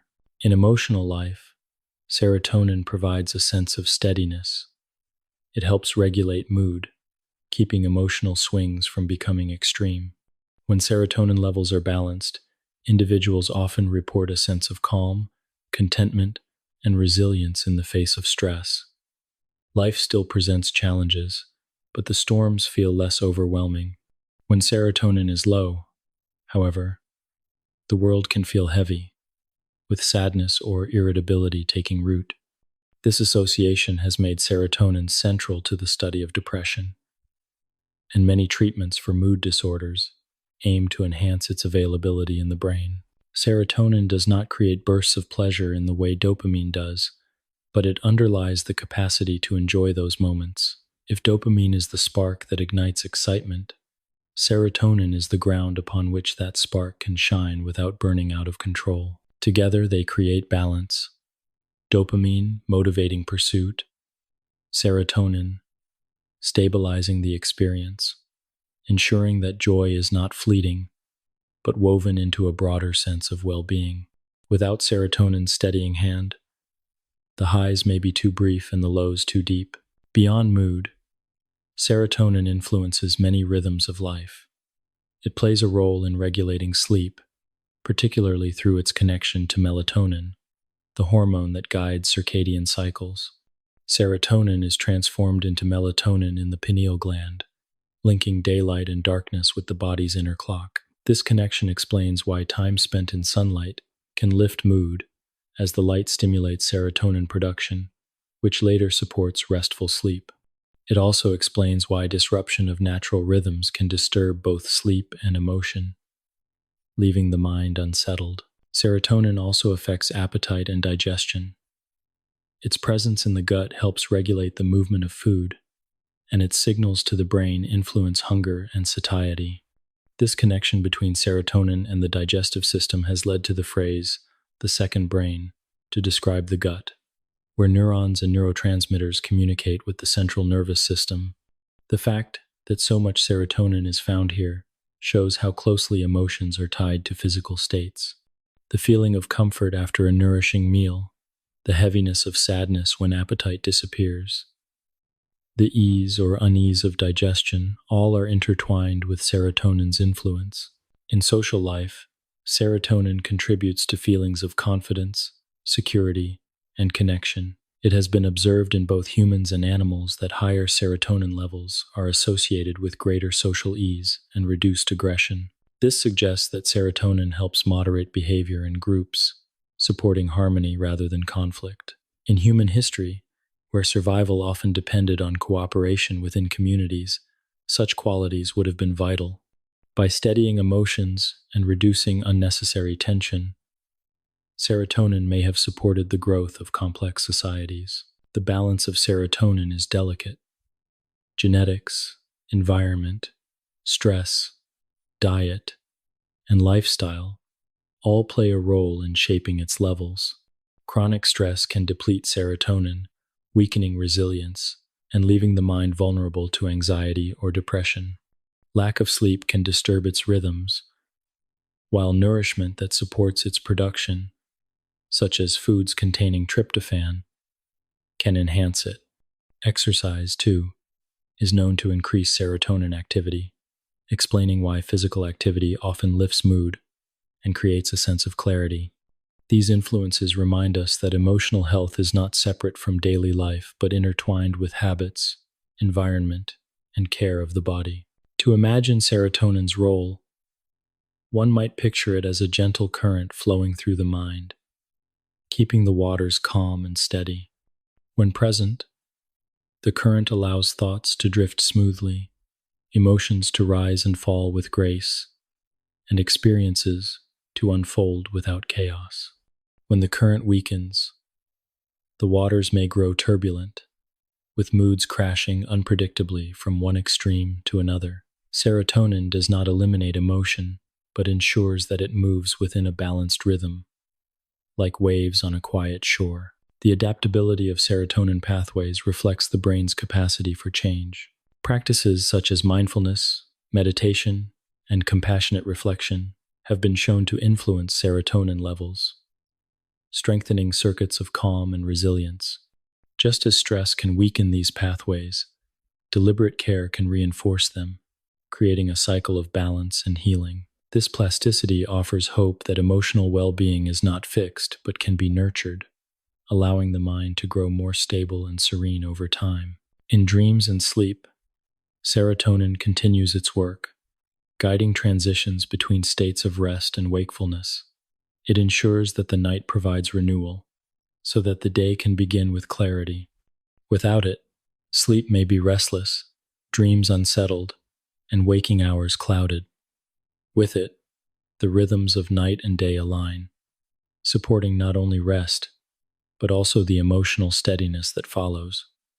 This connection between serotonin, sleep, and mood is a reminder that emotions are not separate events, but part of the continuous cycle of life. As you lie in stillness and drift towards sleep, you may imagine serotonin as a soft glow, like the pale light of dawn spreading gently across the horizon. It does not dazzle like the midday sun, nor fade like twilight, but offers a quiet brightness that sustains the day. It carries with it the sense of balance, the ability to endure difficulty without being overwhelmed, the capacity to savor joy without losing stability. In its quiet presence lies the foundation of well-being, reminding us that peace of mind is not the absence of emotion, but the gentle flow of emotion within balance. 12. Oxytocin and vasopressin, the biology of bonding. In the quiet architecture of the brain, alongside the molecules that bring joy, calm, and alertness, there are two chemicals that carry with them a special meaning. They are oxytocin and vasopressin, sometimes called the bonding hormones. Their influence extends into some of the most intimate and essential aspects of human life: trust, attachment, love, and partnership. To reflect on these molecules is to step into the realm of connection, the unseen ties that link one person to another, that guide the tender bond between parent and child, that nurture friendship, and that sustain the closeness of lifelong companionship. Oxytocin is often spoken of as the hormone of love. It is released during touch, during nursing, during childbirth, and in moments of closeness. When a mother holds her infant, oxytocin surges, reinforcing the bond and ensuring care. When two people embrace or share affection, oxytocin flows, creating a sense of warmth and safety. It is not only a molecule of intimacy, but also one of trust, fostering openness and connection. In this way, oxytocin has been essential in the survival of humans as social creatures, ensuring that bonds are strong and that communities remain united. Vasopressin, though often less celebrated, plays a complementary role. It, too, is involved in bonding, particularly in pair bonding and social behaviors related to long-term attachment. Studies in animals have shown that species with higher vasopressin activity are more likely to form enduring partnerships. In humans, vasopressin contributes to feelings of loyalty, protection, and commitment. If oxytocin can be thought of as the warmth of closeness, Vasopressin may be seen as the steady anchor that holds relationships in place over time. Together, they weave a fabric of trust, intimacy, and stability, grounding the emotional life of individuals within the embrace of others. The influence of oxytocin and vasopressin begins early. During birth, oxytocin not only helps guide the process physically, but also prepares the mother's brain for attachment. When the infant arrives, oxytocin floods the system, deepening the bond and ensuring that the newborn receives care and protection. This bond is not only emotional but biological, driven by chemistry that has evolved to secure survival. In these first tender interactions, the foundations of trust and safety are laid, shaping emotional life for years to come. As children grow, oxytocin continues to play a role in attachment and social development. The comfort of a parent's presence, the reassurance of touch, the ease of being held, all reinforce the sense of security that oxytocin provides. These early experiences shape the brain's circuits, influencing how individuals relate to others later in life. A child who feels safe and cared for often carries forward the capacity to trust and connect, while disruptions in these early bonds can leave lasting imprints on emotional well-being. Thus, oxytocin and vasopressin are not fleeting influences but deep currents that shape the very patterns of relationship across a lifetime. In adulthood, oxytocin and vasopressin continue their quiet work in the realm of love and companionship. During moments of closeness with a partner, oxytocin fosters intimacy, making individuals feel more connected and secure. Vasopressin supports the stability of long-term attachment, encouraging commitment and protective behaviors that sustain relationships. The two molecules together create the conditions for bonds that endure, balancing the intensity of passion with the steadiness of loyalty. In this way, biology provides the foundation for the human capacity to love deeply and to remain connected across years and challenges. These molecules also shape broader social life. Oxytocin has been shown to increase trust between individuals, encouraging cooperation and reducing fear of betrayal. It plays a role in empathy, allowing people to sense and respond to the emotions of others. Vasopressin contributes to social memory, helping individuals recognize and remember those with whom they have strong bonds. Together, they make social groups more cohesive, binding individuals into networks of care and mutual support. For humans, whose survival has long depended on community, this chemistry has been vital. Yet, like all aspects of the emotional brain, balance matters. Oxytocin, while often associated with positive feelings, can also strengthen bonds within a group while heightening suspicion of those outside it. Vasopressin, too, can contribute to protective behaviors that, when excessive, may turn into aggression or possessiveness. These complexities remind us that biology does not dictate morality, but provides the raw materials from which human relationships are formed. The way these molecules are expressed depends on context, culture, and choice, shaping the rich variety of human connections. In daily life, the work of oxytocin and vasopressin is felt in small but profound ways. The calm that follows a gentle hug, the ease of resting beside someone trusted, the joy of laughter shared among friends, all carry their influence. They are present in the tender gaze between a parent and child, in the steady presence of a partner during difficult times, in the comfort of belonging to a group. Their chemistry flows quietly, unseen yet essential, ensuring that emotions are not isolated but bound to the lives of others. To picture their role, one might imagine oxytocin as a warm light that spreads between people, softening distance and creating connection, while vasopressin is the steady thread that ties those bonds securely, keeping them from fraying over time. The light and the thread work together, one illuminating the moment, the other ensuring continuity. Through them, love is not only felt but sustained, not only fleeting but enduring. In the stillness of reflection, it becomes clear that oxytocin and vasopressin are more than chemicals. They are part of the deep design of life, ensuring that humans are drawn not only to survive but to thrive in connection. They remind us that the essence of being human is not independence alone but interdependence, the quiet strength found in the bonds of care and companionship. As you drift toward rest, you may imagine these molecules as gentle waves flowing outward, touching one person and then another, weaving invisible ties that connect hearts and minds. They carry with them the memory of touch, the reassurance of safety, the promise of loyalty. In their quiet presence lies the foundation of love, trust, and belonging. The currents that carry life not in isolation, but in the warmth of shared experience. 13. Fear, the body's alarm system. Fear is one of the most ancient and powerful emotions, a guardian that has guided living beings for millions of years. It is not always comfortable, and often it is not welcome, but its presence has ensured survival in a world filled with uncertainty and danger. To understand fear is to see how the brain and body prepare themselves in moments of threat, how a network of structures and signals works in harmony to sharpen awareness, heighten readiness, and protect life. It is a system of vigilance, an alarm that sounds within us, sometimes loudly, sometimes softly, but always with purpose.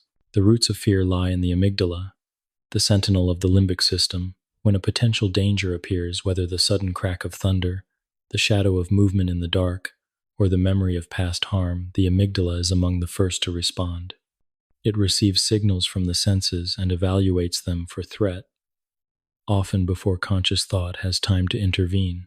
If danger is suspected, it sets off a cascade of responses, alerting the hypothalamus, which then activates the autonomic nervous system and the release of stress hormones. In a matter of moments, the entire body is prepared, muscles tightening, heart quickening, breath growing shallow and rapid, eyes widening to capture more of the environment. The organism is ready to fight, flee, or freeze. This rapid reaction is known as the fight or flight response, though freezing is also a common outcome when immediate action feels impossible. It is a finely tuned system, designed by evolution to maximize survival. For early humans, the ability to detect danger quickly could mean the difference between life and death. A rustle in the grass might signal a predator, and hesitation could prove fatal. The amygdala's speed ensured that action preceded reflection, that safety was sought before questions were asked. Though modern life holds fewer physical threats, this ancient circuitry remains, ready to activate even when the dangers are symbolic rather than literal. Fear is not confined to the brain. It is felt throughout the body, a full-bodied state of arousal. The heart beats faster, sending blood to the muscles. The pupils dilate, allowing more light and sharper vision. The skin may grow pale as blood is diverted from the surface toward vital organs. Sweating increases, cooling the body in preparation for exertion. Even digestion slows, as the body conserves energy for immediate action. These changes are not random but coordinated by the hypothalamus and the sympathetic nervous system, transforming emotion into physical readiness. Yet fear is not always loud and dramatic. Sometimes it is subtle, a quiet unease in the stomach, a tension in the shoulders, a restlessness that cannot be explained. This softer fear arises when threats are uncertain, when the mind senses something amiss but cannot identify what. It is the body's way of staying alert, of preparing without fully knowing what for. In this sense, fear can be thought of as a spectrum, ranging from the intense panic of immediate danger to the faint whispers of anxiety that linger in uncertain times. The hippocampus also plays a role in fear, linking current experiences to memories of past threats. A place where harm once occurred, a sound associated with danger, or even a smell tied to painful memory can trigger fear long after the original event has passed. This associative learning ensures that lessons of danger are not forgotten, that the individual avoids harm in the future. But it can also lead to challenges, as fear may arise in situations that no longer pose real threat, lingering as a shadow of memory. Fear has a protective purpose, but when it becomes chronic or excessive, it can weigh heavily on the mind and body. Prolonged activation of the stress response can impair memory, weaken immunity, disturb sleep, and contribute to anxiety disorders. In such cases, the very system designed to protect becomes a source of suffering. This is the paradox of fear, essential for survival, but burdensome when unbalanced. The brain's ability to regulate fear through regions such as the prefrontal cortex becomes vital in distinguishing real danger from imagined, calming the amygdala when threats are no longer present. Despite its intensity, fear also carries wisdom. It teaches caution, it signals when to pause, and it warns against repeating past mistakes. Even in its discomfort, it is a guide, reminding us of limits and boundaries. Fear is not the absence of courage, but the condition in which courage becomes possible. To face fear, whether in small daily challenges or in profound life moments, is to integrate emotion with reflection, instinct with choice. The prefrontal cortex allows this integration, helping humans act not only from fear, but also from purpose. In social life, fear has also played a role. It signals to others through facial expressions and body language, allowing groups to respond collectively to threats. The widening of eyes, the tensing of muscles, the tone of voice, these cues alert companions, ensuring that danger is recognized by many, not only by one. This shared experience of fear strengthens cooperation, allowing groups to survive together. Even today, fear can unite communities in times of uncertainty, binding individuals through shared vigilance and mutual care. To picture fear, one might imagine it as a bell within the mind, capable of ringing softly or with great force. When struck gently, it brings awareness, a reminder to be cautious. When struck loudly, it fills the body with urgency, compelling action. The bell does not ring without cause, but sometimes it echoes too long, carrying into moments where silence would be more fitting. The challenge is not to silence the bell completely, for without it, survival would be threatened, but to listen with discernment, knowing when to heed its call and when to let its echoes fade. In reflection, fear reveals itself as both burden and gift. It disrupts comfort, but it also protects life. It startles, but it also sharpens. It narrows focus, but it also preserves what matters most. Within the balance of the limbic system, fear finds its place alongside joy, love, and calm, each emotion contributing to the wholeness of human experience. As you settle into stillness, you may imagine fear as a watchful guardian standing at the edge of awareness. Alert and ready, it holds a lantern in the dark, illuminating threats that may lie ahead. Sometimes the lantern shines too brightly. To rest with this image is to see fear not as an enemy, but as a companion, one whose vigilance has guided life through ages, and who continues, quietly and insistently, to keep the body and mind prepared for the unknown. 14. Joy. Pathways of pleasure and laughter.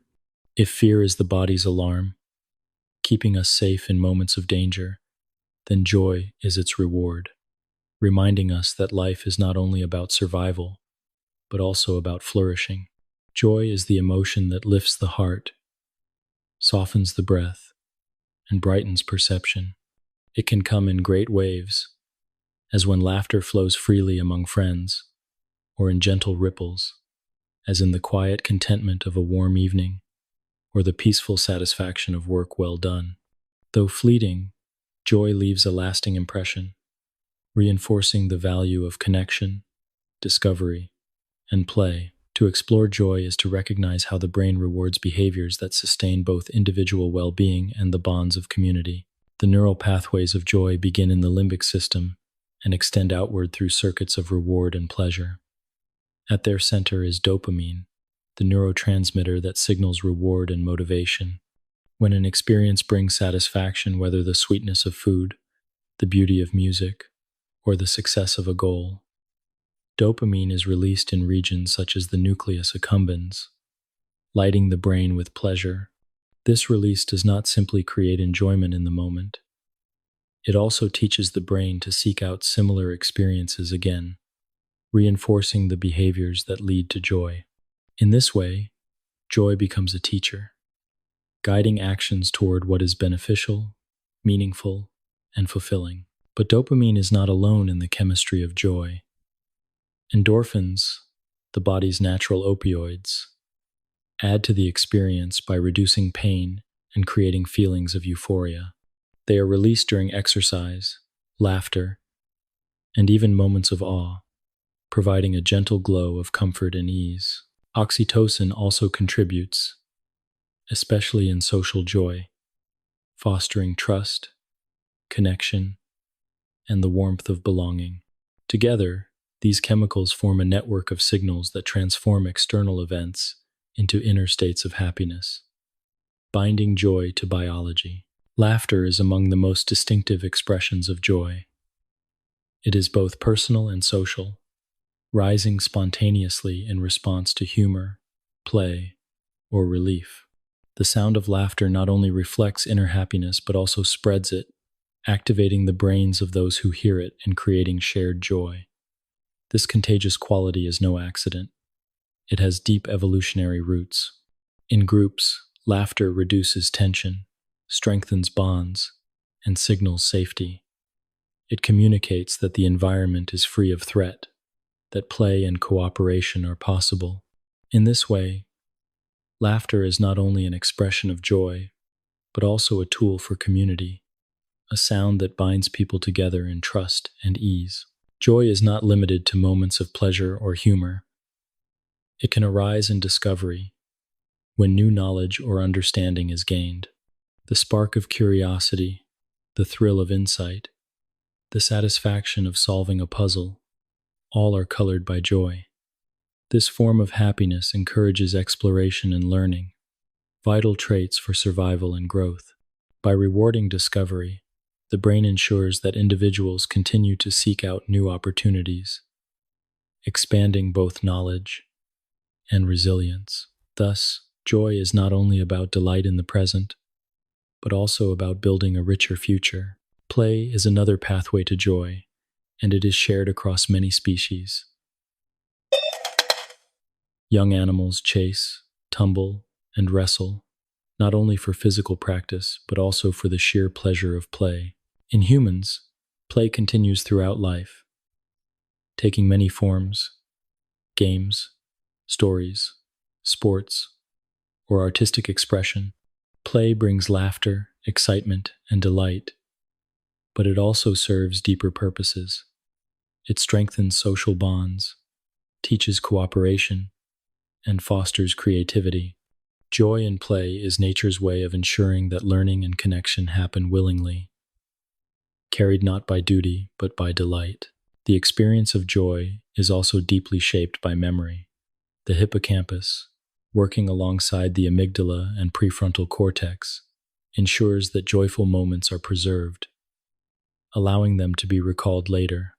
A memory of laughter with loved ones, the recollection of a joyful event, or even the scent of a place associated with happiness can reignite feelings of warmth. These memories serve as reservoirs of resilience, reminding individuals of light even in darker times. Joy, therefore, is not confined to the present moment, but can echo across years, carried forward through memory. In the body, joy is expressed through relaxation and openness. Muscles soften, breathing slows, and the heart may feel lighter. Smiles and laughter spread warmth to others, creating a cycle of shared emotion. Unlike fear, which narrows focus, joy broadens it, encouraging openness to new ideas, new connections, and new possibilities. This broadening effect has been described as an expansion of awareness, allowing individuals to see more clearly, to imagine more freely. It is as though joy gently opens the windows of the mind, letting in light and air. Yet joy is not constant, nor could it be. Life is made of contrasts, and the value of joy is often heightened by the memory of its absence. Just as the brightness of dawn is more vivid after the darkness of night, joy feels richer when it follows struggle or difficulty. This does not mean that sorrow is desirable, but rather that the full range of emotion gives depth to human life. Joy without contrast might fade into the ordinary, but joy after challenge becomes extraordinary, cherished, and unforgettable. Though joy is often fleeting, its effects are lasting. The surge of dopamine and endorphins reinforces behaviors that nurture well-being. The oxytocin released in moments of connection deepens bonds that endure. The memories of joyful experiences remain, ready to be recalled in times of need. Even brief moments of laughter or delight can ripple outward, influencing mood and relationships long after the moment has passed. In this sense, joy is not only a passing emotion, but also an investment in resilience, a resource to be drawn upon again and again. To imagine joy, one might picture it as sunlight breaking through clouds, warm and radiant, touching everything it falls upon. It spreads quickly, illuminating the landscape, lifting the shadows, and filling the world with brightness. Like sunlight, joy cannot be held or forced, but when it comes, it transforms the moment, making ordinary scenes sparkle with beauty. Its warmth is shared, reaching not only the one who feels it, but also those nearby, carrying light from heart to heart. As you rest in quiet reflection, you may think of joy not as a rare treasure, but as a gentle presence, always waiting to arise. It may come in laughter, in discovery, in connection, or in the simple awareness of being alive. It does not erase fear, stress, or sorrow, but it balances them, reminding the heart that life is not only about struggle, but also about delight. In its chemistry, in its pathways, and in its expression, joy is both a gift of biology and a grace of existence. To drift into sleep with this thought is to carry the warmth of joy inward, letting it rest in the body like a quiet flame, glowing softly, waiting to rise again with the light of day. 15. Stress. The hypothalamic pituitary, adrenal axis. Stress is one of the most familiar companions of human life. It arises in moments of challenge, when the demands of the world exceed the sense of ease within, and it brings with it a cascade of changes that ripple through both mind and body. Though often spoken of as an enemy, stress is not inherently harmful. At its core, it is a protective mechanism, a system designed to mobilize energy, sharpen focus, and prepare the body to meet difficulty. It is only when stress becomes prolonged, unrelenting, or overwhelming that it weighs heavily on health. To understand stress is to see it as both ally and adversary, a delicate balance governed by the rhythms of the brain and body. The central pathway of stress regulation is known as the hypothalamic pituitary adrenal axis, or HPA axis. This system begins in the hypothalamus, the small but powerful regulator at the base of the brain. When the amygdala detects threat, it signals the hypothalamus to act. In response, the hypothalamus releases corticotropin-releasing hormone, which travels to the pituitary gland, a pea-sized structure that sits just below the brain. The pituitary then releases adrenocorticotropic hormone, sending a signal through the bloodstream to the adrenal glands perched atop the kidneys. In turn, the adrenal glands release cortisol, the primary stress hormone, as well as adrenaline and other messengers. Within moments, the body is transformed, prepared to respond to the demands of the moment. Cortisol is at the heart of this system, guiding the body through stress with precision. It increases blood sugar, providing fuel for muscles and the brain. It suppresses non-essential processes such as digestion and reproduction, conserving energy for immediate survival. It modulates immune activity, heightening alertness to potential injury. Cortisol is not a blunt instrument but a finely tuned tool, helping the body adapt quickly and effectively to changing circumstances. In the short term, it is vital, ensuring that energy and focus are available when most needed. The sympathetic nervous system also works in concert with the HPA axis, releasing adrenaline and norepinephrine to quicken the heart, sharpen attention, and prime the muscles. This is the classic fight-or-flight response, a surge of energy that has served humans well throughout evolution. When faced with predators, natural hazards, or sudden threats, this system ensured survival by mobilizing strength and speed. Even today, though the threats may be deadlines, responsibilities, or social pressures rather than predators, the body responds in the same way, preparing as though for battle or escape. Yet stress is not always harmful. In small doses, it can be beneficial. A certain level of stress enhances performance, sharpens thinking, and motivates action. This is sometimes called eustress or positive stress. It fuels creativity, drives effort, and gives urgency to goals. The flutter of nerves before a performance, the heightened focus during an exam, or the burst of energy during competition are all examples of stress, serving as an ally. In these moments, the HPA axis works as it was designed to, mobilizing resources without overwhelming the system. The difficulty arises when stress becomes chronic. The HPA axis is built for short bursts of activation, followed by recovery. When the stress response remains engaged for days, weeks, or months, cortisol levels remain elevated, and the body begins to suffer. Sleep becomes disturbed, as the brain remains alert when it should rest. Memory falters, as prolonged cortisol impairs the hippocampus, the keeper of memory and learning. The immune system weakens, leaving the body more vulnerable to illness. Mood becomes unsettled, with anxiety and depression often arising from the weight of unrelenting stress. What was once protective becomes harmful, eroding health rather than sustaining it. The modern world often fosters this chronic activation. Instead of fleeting dangers that pass quickly, humans face ongoing demands: work, finances, social pressures, or uncertainties that linger.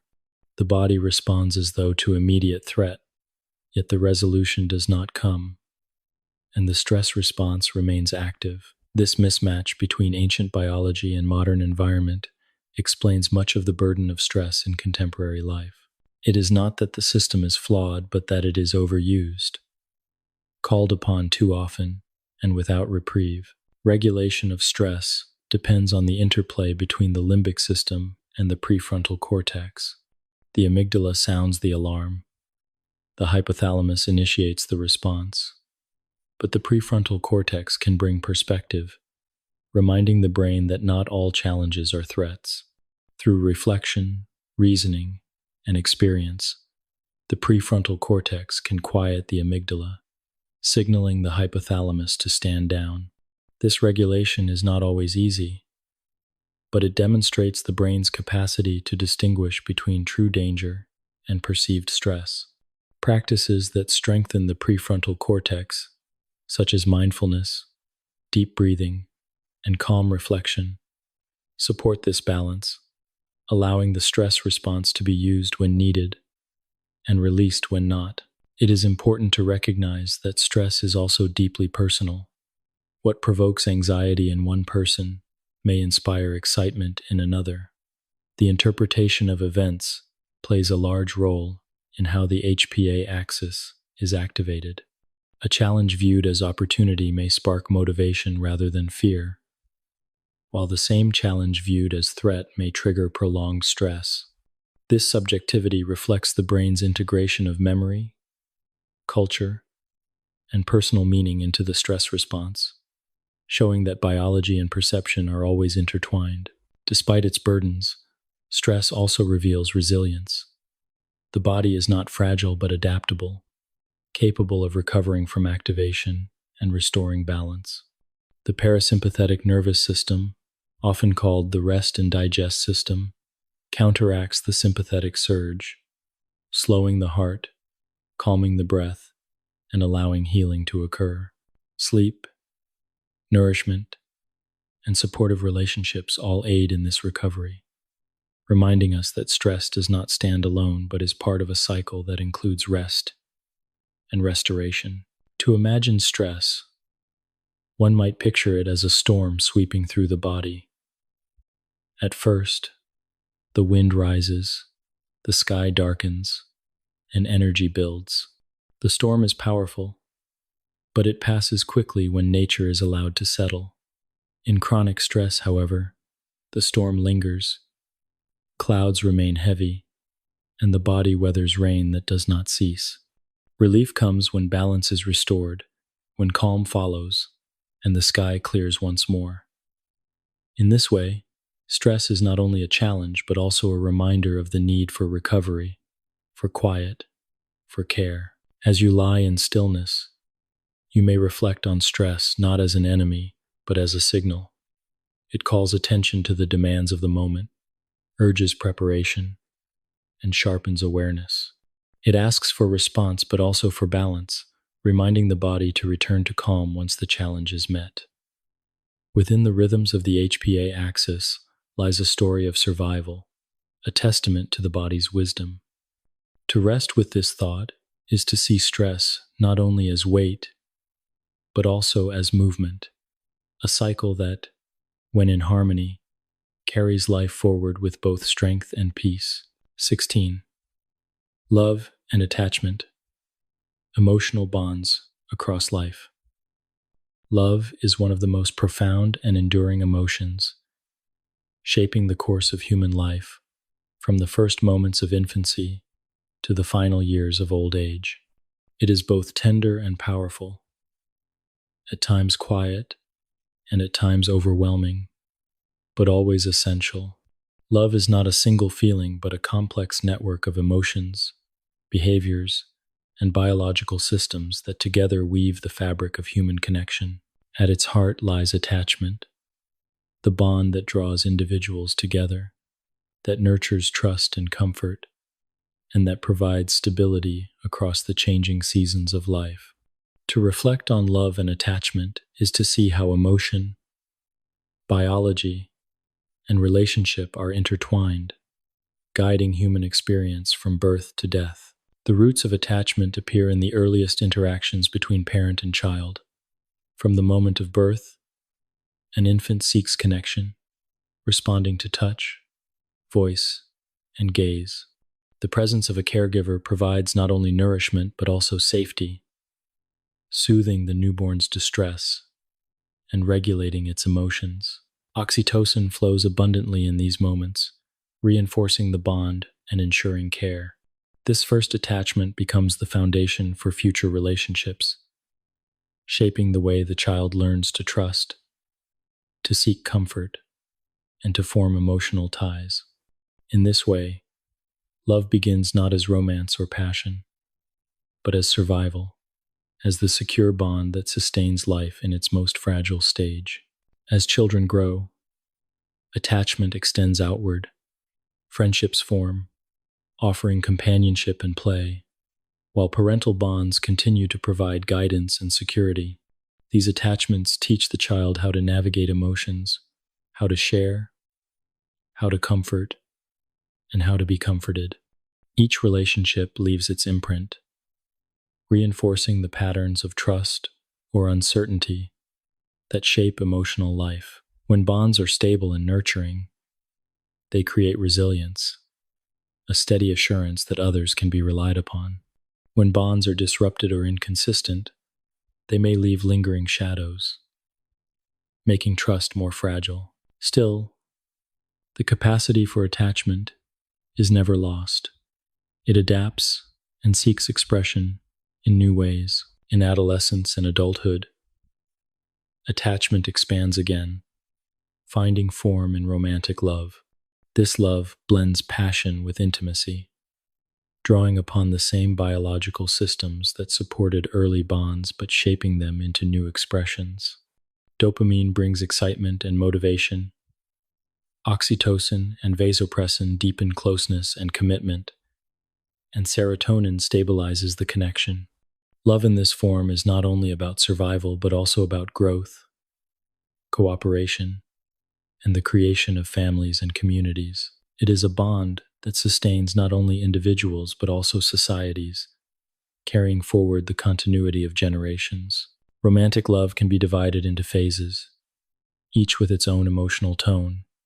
The early stage often carries intensity, with dopamine surges creating exhilaration, desire, and the pull of attraction.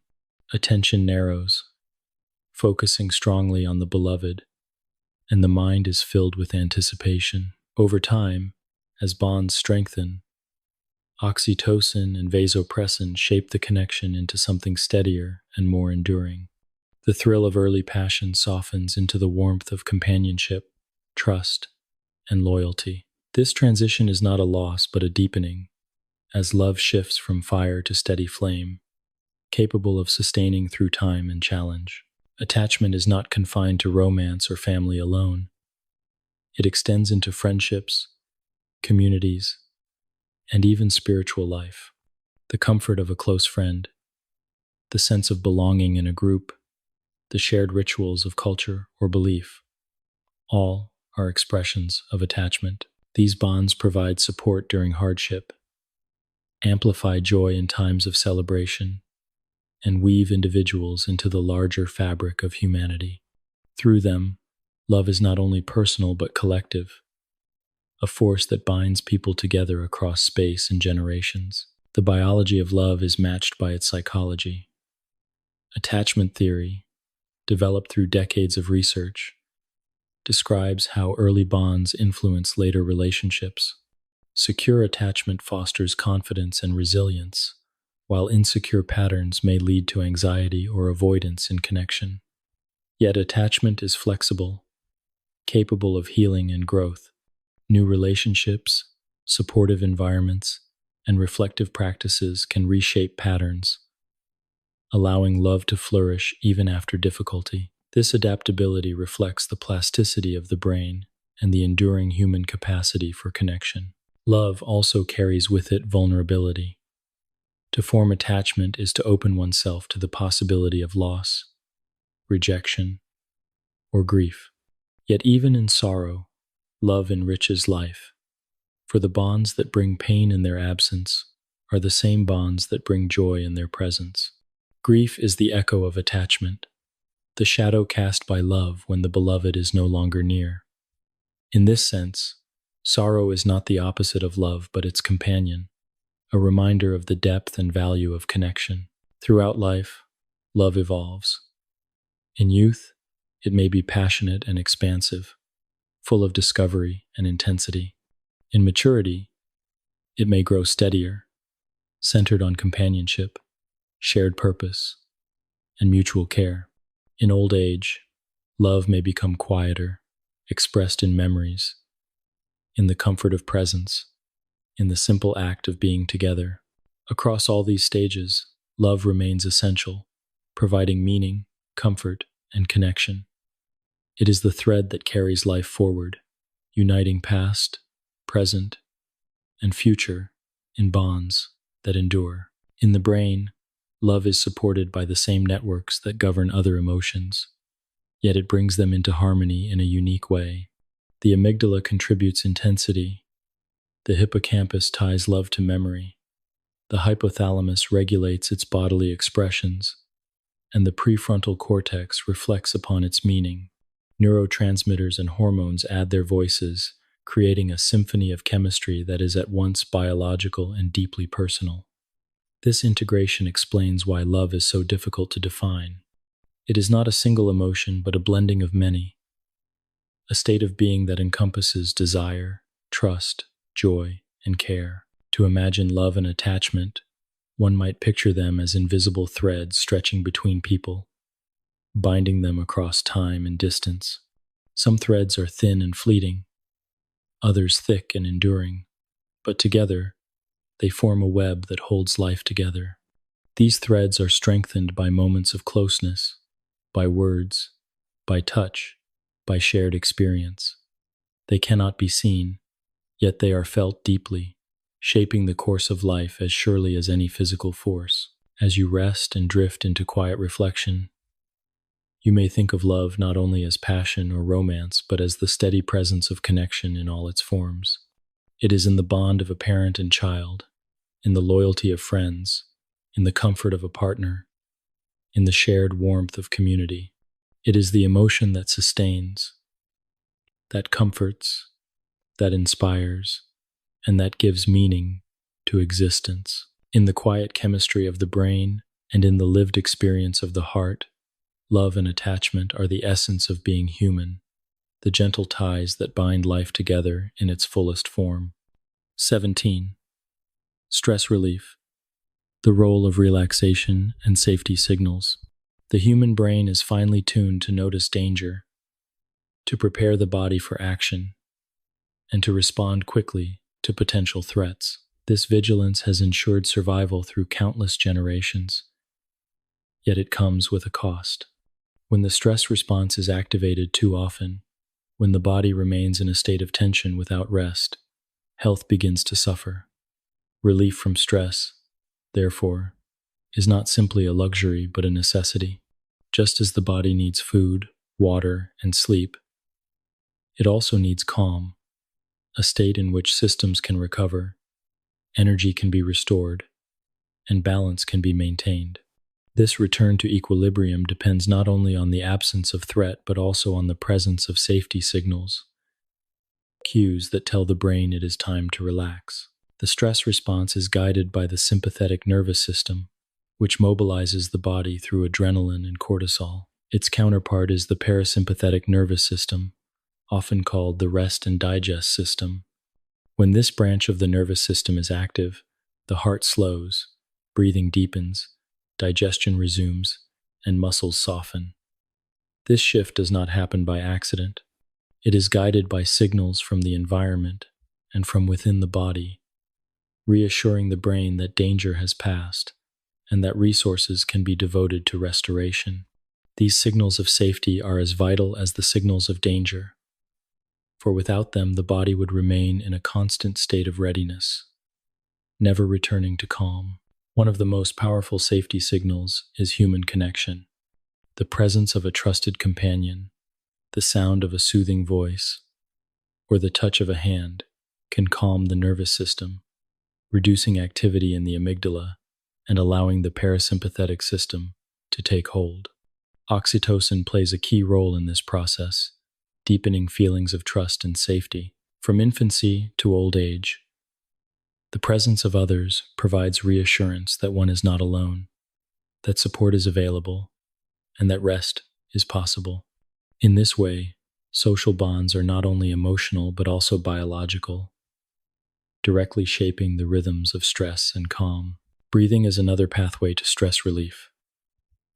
When the body is tense, breathing often becomes shallow and rapid, mirroring the urgency of the stress response.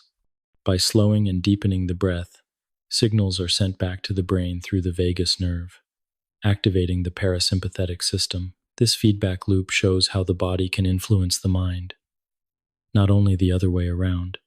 Practices of steady breathing, long known in traditions of meditation and relaxation, are supported by modern neuroscience as powerful tools for calming the stress response and restoring balance. Environmental cues also shape the sense of safety. Natural settings, forests, rivers, mountains, and open skies have long been associated with calm. The sounds of water, the rustle of leaves, the sight of greenery, and the presence of open space can reduce cortisol levels and quiet the amygdala. These effects are not merely cultural but biological, reflecting deep evolutionary associations between natural environments and survival. In contrast, crowded, noisy, or unpredictable settings can heighten vigilance, keeping the stress response active. Thus, the design of one's surroundings, the presence of calm spaces, and the rhythms of nature all contribute to the capacity for stress relief. Sleep is perhaps the most profound form of stress recovery. During deep rest, the body repairs tissues, restores energy, and resets hormonal balance. The hippocampus consolidates memories, and the amygdala is recalibrated, preventing it from becoming overactive. Without sleep, stress lingers, the prefrontal cortex weakens, and emotional regulation falters. With sufficient rest, the brain and body regain resilience, ready once more to face challenges. Sleep is therefore not only rest but also medicine, a nightly cycle of renewal that ensures the stress response remains a tool for protection rather than a source of harm. Food and nourishment also provide safety signals. The act of eating, particularly in calm environments and with others, activates the parasympathetic system. Warm, balanced meals reassure the body that resources are available, reducing vigilance. Even the rhythms of digestion contribute to calm, sending signals through the gut-brain axis that influence mood and stress regulation. Since much of the body's serotonin is produced in the gut, the connection between diet, digestion, and emotional balance is intimate and continuous. The prefrontal cortex plays a crucial role in interpreting safety signals. While the amygdala reacts quickly to threat, the prefrontal cortex brings reflection, distinguishing between real and imagined danger. It also helps recognize safety, reminding the brain that a threat has passed or that a current challenge is manageable. Through this reflection, stress can be reduced and calm can return. Practices such as mindfulness strengthen this capacity, training the mind to focus on the present, to notice signals of safety, and to release unnecessary alarm. Safety signals can also be symbolic. Rituals, routines, and familiar patterns reassure the brain by providing predictability. A warm cup of tea, the sound of gentle music, the act of lighting a candle, all can serve as cues that it is time to relax. These small signals, repeated over time, become associated with calm, allowing the nervous system to settle more quickly. In this way, culture, tradition, and personal practice contribute to the biology of stress relief, weaving meaning into physiology. The ability to recover from stress is not about eliminating challenges, but about restoring balance after they pass. Stress is inevitable, but its effects can be softened by the steady presence of safety signals. When the body feels safe, cortisol falls, the parasympathetic system rises, and healing begins. Over time, the capacity to notice and cultivate safety becomes a form of resilience, allowing individuals to move through life's storms with greater steadiness. To imagine stress relief, one might picture it as the softening of a storm. The clouds begin to part, the air cools, and the winds grow gentle. The landscape, once tense and battered, begins to recover.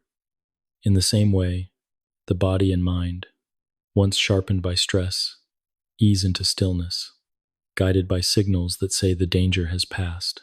These signals may come from touch, from breath, from nature, from rest, or from the presence of others, but their effect is the same: the restoration of calm, the return to balance.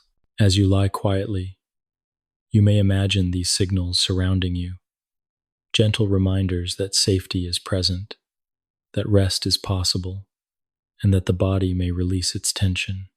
Each breath becomes a reassurance, each moment of stillness, a message of calm. In this way, stress and relief become a rhythm, a cycle that carries life forward, sharpening when needed, softening when possible, sustaining the delicate harmony of the mind and body. 18. Emotional memory. How feelings shape recall. Memory is more than the storage of facts and images. It is not a mere catalog of events, lined up neatly and unchanged. Instead, memory is alive, colored by the emotions that surround each experience, shaped and reshaped with every act of recall. What is remembered is often less about what happened and more about how it felt. A moment of joy glows brightly across years, while a moment of fear or sorrow may linger with sharp intensity. This is the essence of emotional memory, the weaving of feeling into the fabric of recollection, ensuring that the past is not only known but also felt. The hippocampus, often described as the archivist of the brain, is central to memory. It consolidates experiences into long-term storage, drawing together sights, sounds, and thoughts. Yet without the amygdala, these memories would be pale and detached.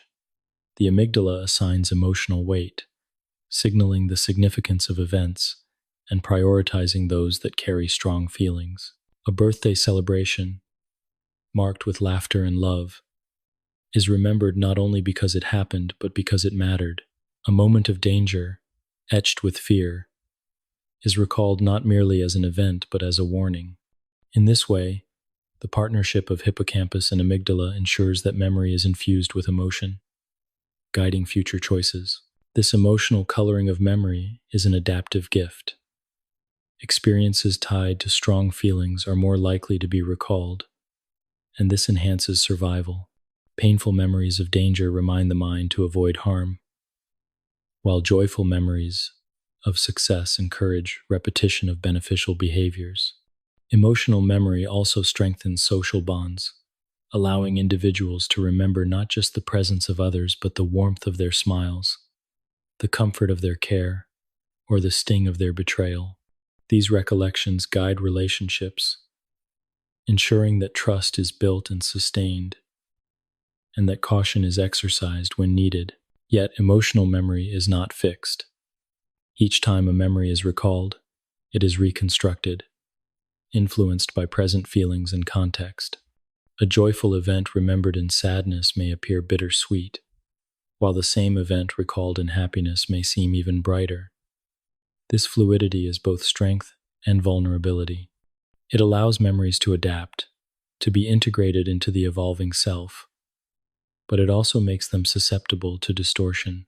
In this way, memory is not a photograph, but a painting, touched again and again by the brush of emotion. The power of emotional memory is evident in how certain experiences linger vividly, even when years have passed. Many people can recall exactly where they were during moments of great personal or collective significance, not because of the facts alone, but because of the emotions tied to them. These so-called flashbulb memories demonstrate how intense emotion strengthens consolidation, embedding experiences deeply in the neural fabric. Yet even these memories are not immune to change, shifting subtly with each recollection, though their emotional core remains strong. Emotional memory also explains why the body reacts to recollection as though reliving the event. A memory of fear may quicken the heart, tighten the breath, and bring sweat to the skin, as if the danger were present once more. A memory of joy may warm the chest, soften the face, and release laughter. This embodiment of memory reveals how deeply emotions and recollections are entwined, showing that the past is not only stored in thought but also echoed in the body. The role of neurotransmitters in emotional memory is profound. Dopamine reinforces memories tied to reward, ensuring that successes and pleasures are remembered and pursued again. Serotonin stabilizes the recall of positive experiences, lending resilience in the face of adversity. Cortisol, released during stress, can enhance the storage of threatening experiences but may impair the recall of neutral or joyful ones if prolonged. Oxytocin, the bonding hormone, strengthens memories of trust and connection, reinforcing the ties of love and companionship. Together, these chemicals ensure that the emotional weight of memory reflects its importance for survival, learning, and belonging. While emotional memory enriches life, it can also bring difficulty. Traumatic experiences, especially those accompanied by intense fear, may be remembered too vividly, intruding upon the present and disturbing peace. The amygdala's powerful role in encoding threat ensures that such memories are not easily forgotten, but this protective mechanism can become burdensome, as in post-traumatic stress disorder. In these cases, the very system designed to protect becomes a source of suffering, as fear memories are replayed again and again. Understanding the biology of emotional memory has therefore become central to approaches that aim to heal trauma, helping the brain distinguish between past danger and present safety. Emotional memory is not only about past events, but also about the anticipation of the future.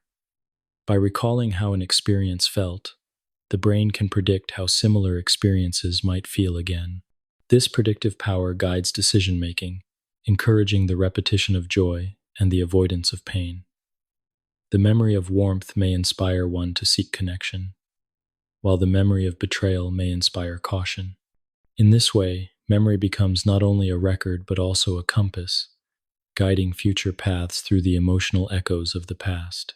In daily life, emotional memory gives meaning to experience. It is why a familiar song stirs feelings of nostalgia, why the scent of a place can evoke long-forgotten emotions, and why a photograph can bring tears or laughter. These memories enrich the present, layering it with depth and continuity. They remind the self that life is not a series of isolated moments but a flowing story, carried forward by the emotions that give it texture. To imagine emotional memory, one might picture a tapestry woven with threads of many colors. Each thread represents an event, but it is the hues, the bright tones of joy, the dark shades of sorrow, the soft pastels of calm that give the tapestry its beauty and meaning. The weaving is never finished.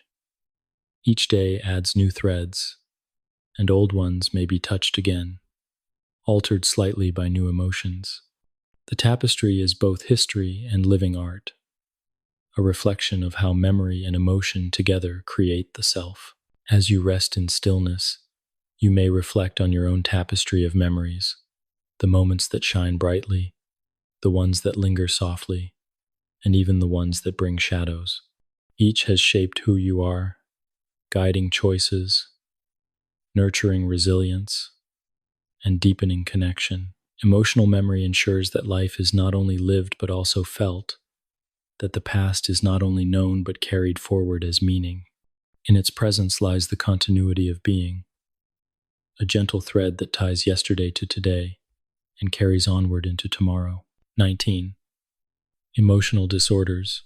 When regulation fails, emotions are natural guides, shaping perception, behavior, and connection. They rise and fall like tides, sometimes strong and urgent, sometimes quiet and fleeting. At their best, they bring meaning and depth, helping humans navigate the world with both instinct and reflection. But when the systems that regulate emotion falter, when balance is lost and signals grow distorted, emotional disorders can emerge. These conditions are not failures of character or will, but imbalances within the complex interplay of brain structures, neurotransmitters, and lived experience. To explore emotional disorders is to recognize how fragile and how resilient the emotional brain can be, and how disruptions reveal the delicate architecture that normally sustains well-being. Anxiety is one of the most common emotional disorders, and it reflects the overactivation of the brain's alarm system. The amygdala, ever vigilant for signs of danger, may become hypersensitive, triggering fear even in safe situations. The hypothalamus and sympathetic nervous system then amplify the response, quickening the heart, tightening the muscles, and flooding the body with stress hormones. What evolved as a system to protect instead becomes a burden, leading to restlessness, worry, and panic. The prefrontal cortex, which normally reassures and tempers the amygdala, may struggle to keep pace, leaving fear unchecked. In anxiety, the balance between vigilance and calm is disrupted, and the brain remains in a state of perpetual readiness, even when no threat is near. Depression reveals another form of imbalance. Where anxiety is marked by excess activation, depression often reflects a dimming of systems that bring motivation and reward. Dopamine pathways may falter, leaving actions unrewarding and joy distant.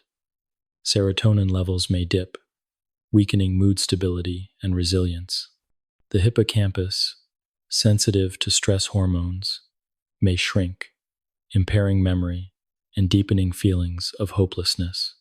In depression, the world can feel muted, as though color has faded from experience. The systems that once drew energy from pleasure and connection fall quiet, leaving life heavy and slowed. Yet even here, the underlying machinery is not broken beyond repair but shifted in ways that can often be gently realigned.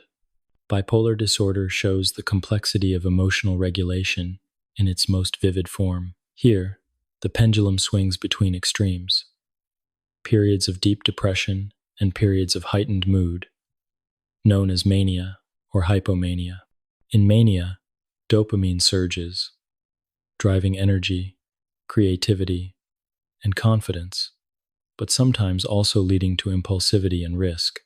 In depression, those same systems collapse, leaving exhaustion and despair. The shifting rhythms reflect instability in the circuits that regulate mood, showing how delicate the balance of neurotransmitters and brain regions can be. Despite the challenges, many who live with bipolar disorder also describe unique perspectives, bursts of creativity, and deep emotional insight, illustrating how disorder and strength often coexist. Post-traumatic stress disorder, or PTSD, demonstrates how emotional memory can become overwhelming. After a traumatic event, the amygdala encodes the threat with powerful intensity, ensuring it is not forgotten. But instead of fading into memory, the fear remains vivid, reactivated by reminders that may only faintly resemble the original danger. The hippocampus, which normally places memories in context, may struggle to situate the event in the past, leaving the trauma feeling ever present. Cortisol and norepinephrine keep the body on high alert, even when safety has returned. In PTSD, the very mechanisms designed to protect become trapped in a loop, replaying the alarm again and again. Healing often involves helping the brain relearn the difference between past and present, restoring the signals of safety that allow calm to return. Other emotional disorders show the diversity of ways regulation can fail. Obsessive-compulsive disorder involves intrusive thoughts and repetitive behaviors, fueled by hyperactive circuits in the cingulate cortex and basal ganglia. Borderline personality disorder reflects instability in emotional regulation and attachment, with the amygdala responding strongly to perceived rejection and the prefrontal cortex struggling to provide balance. Even conditions such as addiction are deeply tied to emotion, as substances or behaviors hijack the dopamine system, creating artificial rewards that override natural regulation. In each case, the disorder reflects not weakness, but disruption, a shift in the harmony of circuits and chemistry that ordinarily sustain emotional life. Despite the challenges, the brain retains resilience, neuroplasticity, the capacity to form new connections and strengthen pathways, offers a foundation for recovery. Experiences that calm the amygdala, strengthen the prefrontal cortex, and restore neurotransmitter balance can reshape the system. Therapy, relationships, mindfulness, exercise, and sometimes medication all contribute to this healing, guiding the brain back toward stability. Each small act of calm, each moment of connection, each cycle of rest becomes part of the repair, reminding us that disorder does not mean permanence. It is also important to see emotional disorders in the context of the whole person. They are not just patterns of brain activity, but lived experiences shaped by culture, environment, and meaning. The same biology that produces anxiety in one person may inspire vigilance in another. The same vulnerability to depression may, in a different context, foster deep empathy. To reduce disorders only to their symptoms is to overlook the humanity of those who live with them. Instead, they can be seen as variations in the spectrum of emotional life, bringing both hardship and insight, both vulnerability and strength. To picture emotional disorders, one might imagine an orchestra in which some instruments play too loudly, while others fall silent. The amygdala's drum may pound without pause, drowning out the softer strings of calm. The dopamine trumpet may falter, leaving the music muted. The conductor, the prefrontal cortex, may struggle to keep rhythm, unable to bring harmony to the players. Yet the orchestra is not broken beyond repair. With practice, support, and time, balance can return, the instruments tuned, the music restored. Emotional disorders are dissonance, but not silence. As you rest and reflect, you may think of the brain not as fragile, but as adaptive, capable of recovery even after imbalance. Emotional disorders are reminders of the delicacy of regulation, but also of the possibility of healing. Within the circuits of fear, joy, stress, and love lies resilience, the capacity to grow new pathways, to restore harmony, and to find calm once more. To drift into sleep with this thought is to carry with you the assurance that even in disorder, the possibility of balance remains, and that the brain, like the self, is always in motion toward renewal. 20. Integration, the limbic system, and the whole self. Across these many reflections, we have wandered through the landscapes of the brain, pausing at the amygdala, the hippocampus, the hypothalamus, and the cingulate cortex, exploring the roles of neurotransmitters and the rhythms of fear, joy, stress, and love. Each structure, each messenger, each process has its own story, yet none of them exists alone. They form a network, interconnected and interdependent, shaping not only emotion, but the sense of self. The limbic system is not a single instrument, but an orchestra, where each part contributes to the harmony of experience. To conclude by looking at the integration of this system is to see how emotions are not separate episodes, but part of a whole, woven into identity. The limbic system is often described as the emotional brain, yet its influence extends far beyond feeling alone.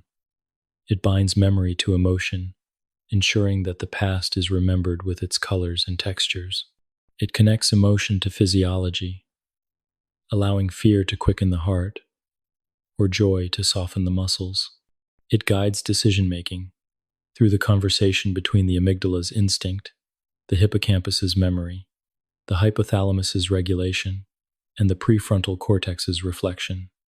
The limbic system is therefore not only about reacting, but also about shaping.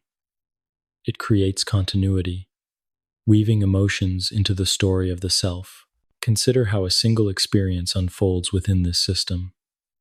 A sound in the night may reach the ears and travel swiftly to the amygdala, which raises an alarm. The hypothalamus responds, sending signals to increase heart rate and sharpen awareness. The hippocampus searches memory for context. Was this sound heard before? Was it danger or harmless? The prefrontal cortex evaluates, bringing perspective, deciding whether to remain alert or to return to rest. Neurotransmitters color the moment: dopamine heightening attention, cortisol fueling readiness, serotonin steadying balance. Within seconds, the entire network engages, showing how no emotion arises in isolation.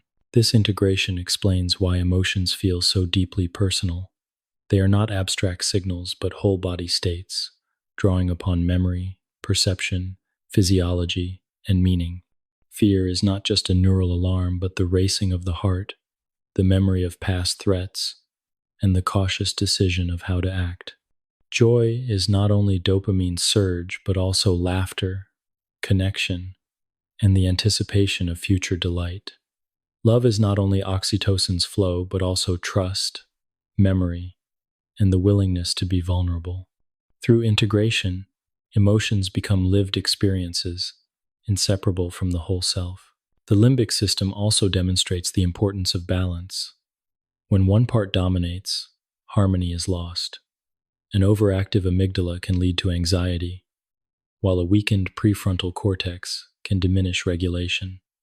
A lack of dopamine can dull motivation, while too much can fuel impulsivity. Emotional well-being is not about silencing these systems, but about allowing them to work together, each voice contributing to the whole. Balance is not static, but dynamic, shifting with experience, environment, and growth. It is in this shifting harmony that resilience is found. Integration is also the foundation of social life. The limbic system is not concerned only with the self, but with others. Empathy arises when the cingulate cortex mirrors another's state. Attachment is sustained through oxytocin and vasopressin. Joy spreads through laughter, reinforcing bonds.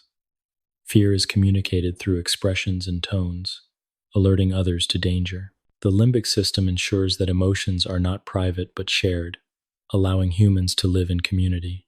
Through its integration with language, culture, and tradition, the emotional brain becomes part of something larger, shaping societies as well as individuals.